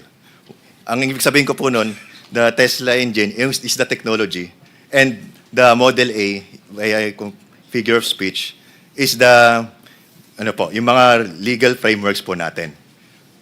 We just have to reinforce. Mayroon na po tayo. We just have to reinforce our laws. Yun din po, Mr. Thank you, Attorney. And we will appreciate the support of PAFLA when we craft the law. Yung mga definitions po mahalaga. But I will repeat kasi we missed this. We were so excited with the blockchain, the budget bill, that di ho namin nakita that we were legislating the technology, and it's funny kasi in other bills sinasabi ko lagi na mali yun, so we also got some comments from netizens not to legislate technology, so we know that, and we will do our best to create some tech flexibility in terms of the technology, as well as pointing to the benefits of blockchain that we can see now that it has over other technologies that are currently in place. So, sige po, bilang panghuli, we'll have Attorney Teves. Sige, then we'll have Ken as one more final. Si Attorney Eugene po, hindi ko pa nakikita in 25 years ata. Magsama kami sa Student Council. Yes. Tama, di ba? In the 90s, right? No? That's right. That's right. Okay, Attorney, good to see you again. Mr. Chair, the Bangko Sentral ng Pilipinas lauds the good senator for championing the intent of SBN 1330 to strengthen transparency and control in public financial management. Now, BSP is here because our focus will be on payment finality, settlement integrity, and systemic risk. Therefore, as we continue to finalize the details of the bill, it is important to understand, will it cover disbursement? This is very much needed to understand. Now, we've done some POCs, experimentation on the blockchain DLT technology. We're also looking at possibility of tokenizing deposits, not touching public funds, but rather setting smart contracts at the back of the deposits. No? So these things can be explored. Initially, the idea was just for transparency. I'll be honest with you. So similar to a ledger or a bulletin board was the initial idea. I don't know if BSP would want us to go all the way to disbursements. Are you prepared for a comment on this already at this point? Or Not at this point. Not at this point. But I guess during the TWG, we can discuss it further. Or we can put it as a further phase.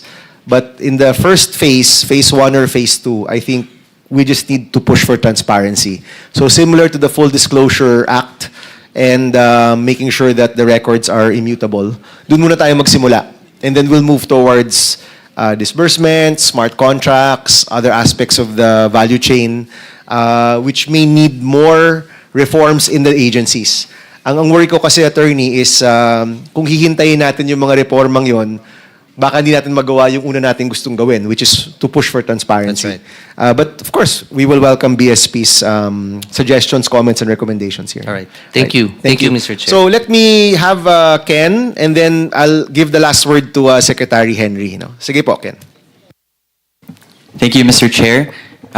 So kami po yung People's Budget Coalition. We're a group of more than 30 organizations pushing for a transparent, participative, and accountable budget process. With me is Tim Salomon of the Agri-Sector and Code NGO who's here. And we wanted to manifest, Mr. Chair, that the tragic truth is we, the people, have lost trust in the integrity of the budget process. And allow us to share a few principles po that the bill should respond to try to restore this trust. Yung first principle po is something that was mentioned a while ago, is that a technical solution will not solve a political problem, which is the current quandary in the Philippine budget process. Tech is a tool, but it's very important to decide to be open, to be transparent, to be accountable. The second is to restore public trust in the budget process. Reforms must strengthen 3 key pillars. All 3 should be addressed. First is transparency, pagiging bukas, that improves people's participation in the process, pakikilahok, and ensures accountability or pananagutan. The pitfall of many tech reforms is that they stop at transparency. We hope that this bill goes further. And then third is that reforms must address abuses in every step of the budget cycle, from preparation to legislation and accountability. So we in the People's Budget Coalition would like to propose features of a system, and we hope that the bill is tech neutral, to restore people's trust in the budget process. And allow me to illustrate using the flood control situation. The first phase is the budget preparation stage. Executive agencies must open the technical budget hearings in the DBM to ensure that what goes inside the budget in the National Expenditure Program are truly based on science, nature-based solutions like reforestation and integrated water resource management, not just cement, which is the current paradigm of our flood control system. What is heartbreaking, Mr. Chair, is that as disaster response volunteers like us who experienced communities na lubog po sa baha for 1 to 2 weeks, did you know that more than 1.2 trillion flood control budgets from 2018 to 2025, if properly used, could have already funded the major river basin master plans nationwide, which would have cost only 700 to 800 billion pesos, which is according to former DPWH Secretary Babe Singson. Imagine a system where in the DPWH, there is a multi-sectoral body of CSOs, hydrologists that can vet the submissions before they enter the NEP. Ordinary citizens and legislators can cross-check on a map or a satellite view whether proposed projects in the DPWH are part of the 18 major river basin master plans, and if they are not, tell already the president before it becomes proposed. Imagine a situation where people can say in the NEP and the legislative deliberations that this street was actually already paved and therefore should not be in the asset preservation program of the DPWH. What we need, Mr. Chair, is a publicly funded research program that supports these multi-sectoral bodies at the budget preparation stage, before it enters the NEP. Half-ghost project ba to? no? Itong programa na to, masasagot na po yan kaagad kung may multisectoral body sa technical budget hearings pa lang. Yun po yung pakikilahok na kailangan. Pangalawa po sa budget legislation stage, Congress must end the abusive practice of secret congressional insertions, especially in the BICAM. What we really need is a truly open BICAM, supported by what we call an open budget transparency server that improves the quality of public participation. The tragedy with flood control is that they were inserted in secret at the last minute during the bicameral conference committee, whose proceedings are kept secret. So we really don't know who inserted what in the budget. And over just the past 3 years, 540 billion pesos net insertions in the DPWH were put without the proper studies or debate. Imagine a situation in a feature of this system, like an open budget transparency server, which can actually be already implemented today, Mr. Chair, if Congress decides to do so. Similar to how election results are reported during election day, mirrored by media and civil society observers. The server should show which programs, activities, and projects were added or deleted at each stage of the budget process. This is already technically feasible using current unified account code structures and the program expenditure classifications, or the PREXI. We are ready to support such an open budget transparency server, Mr. Chair, because tama po kayo, napakahirap pong mag-analyze ng budget kasi iba-iba yung mga dokumento at napakahirap nitong gawin. The Congress must also open the BICAM discussions to members of civil society to live stream the proceedings. The current Senate resolution is a good start, but needs to include provisions on the open budget transparency server and also have enough time for people to actually review it. In the budget execution stage, there must be open contracting data standards, PhilJEP's open data, and fast-tracking the ultimate beneficial ownership registry, which I already discussed a while ago. And finally, in the budget accountability stage, a bill passing the independent commission must be passed to empower them to ensure that the investigations in the flood control scandal spares no one. Dapat po hindi lamang small fish, kundi yung masterminds po, yung managot. No, there are a few good bills already in the House filed by Representatives De Lima and Jokno. And the undergirding political incentives that make it hard to remove corruption. A system of campaign finance that rewards politicians who are rich to recoup their campaign expenses through government contracts. It's time to open SALNs. It's time to open the statements of campaign expenditures with the COMELEC. It's time for politicians to waive their bank secrecy rights, and it's time for a Freedom of Information Act, which we're happy that the Senate sponsored yesterday. These fundamental public financial reforms are needed so that this bill does not fall into the trap of stopping at transparency, but really doing transparency, participation, and accountability reforms at each stage of the budget process. Thank you, Mr. Chair, for your time. Salamat, Ken. We will ask Secretary Aguda, may kausap lang, pero we will ask him to give the final word. Can I get sige po, 15 Donald. seconds lang, sir. I now understand what you mean when you said blockchain the budget.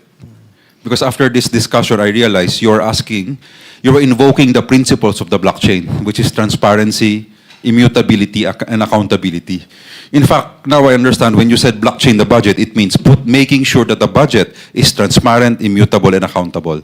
And that's why I said, now I realize, I will tell you, the blockchain is the best option, right? Because the DNA of blockchain is those three principles.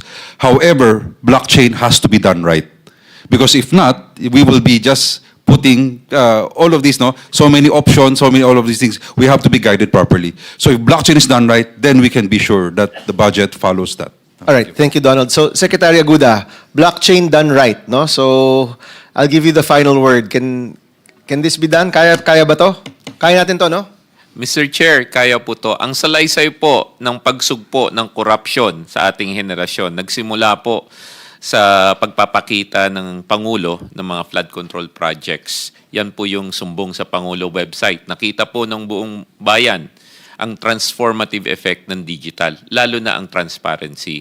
Kaya po natutuwa naman ako, Mr. Chair, dahil ito na ang tutuldok sa kasaysayan ng korupsyon sa Pilipinas. Ang bill nyo po na i-blockchain ng budget at lahat ng transaksyon na manggagaling sa budget, ito po ang forever na wala ng korupsyon, may liwanag sa lahat ng transaksyon, at lahat po ng tao, lahat ng Pilipino, ay masusing makikita ang transaksyon ng gobyerno. Yan po, Mr. Chair. Maraming salamat po. Thank you, Secretary. Alam niyo po, if we're able to, kung magawa ho natin to, it's gonna be a big step. Hindi siya magic bullet, definitely.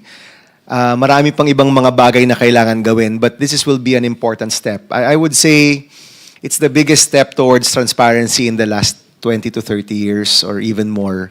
Kung lahat ng transaction natin ay ilalagay sa blockchain at makikita ng lahat ng tao, na ma-share, no? Sabi nga ni Prof kanina, sabi ni Harold kanina, na shared information na ito na wala kang babayaran at makikita mo yung lahat ng kailangan mo makita. You know, the old budget watch groups, what they used to do is they used to do a spot check. Feeling nila may probinsya na may corrupt na mga opisyal, doon sila titingin, hanapin nila yung mga tulay, kalsada, kung ano man, tapos mahalungkat nila yung kontrata noon at mahanap nila, tapos mabibring up dito. Unang-una, kung mangyari po ito, now at our fingertips, kaya natin makita yung mga kontrata. And hindi mo na kailangan ng isang NGO to do a spot check. Everybody will have that information available already. Pangalawa is with the proper AI tools, and I think we've been talking about this, interoperable na eh.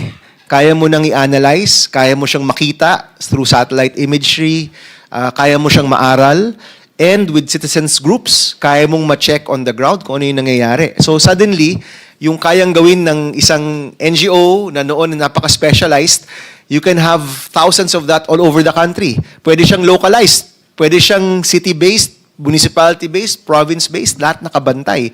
At kung lahat tayo nakabantay, then hopefully mas masusugpo natin yung korupsyon. No? Ito po yung pinakahangarin ng batas na ito. And we hope for everybody's help. Hindi lang po yung mga nandito, kung hindi po lahat ng mga nakikinig din. Right now, we will be referring SB 1330 to the Technical Working Group. We hope everybody will be as enthusiastic to support in the Technical Working Group.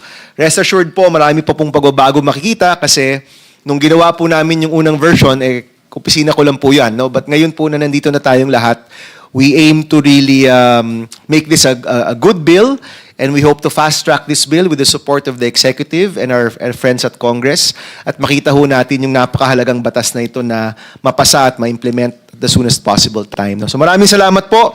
We suspend the hearing and we thank everybody for your time today. Thank you very much po.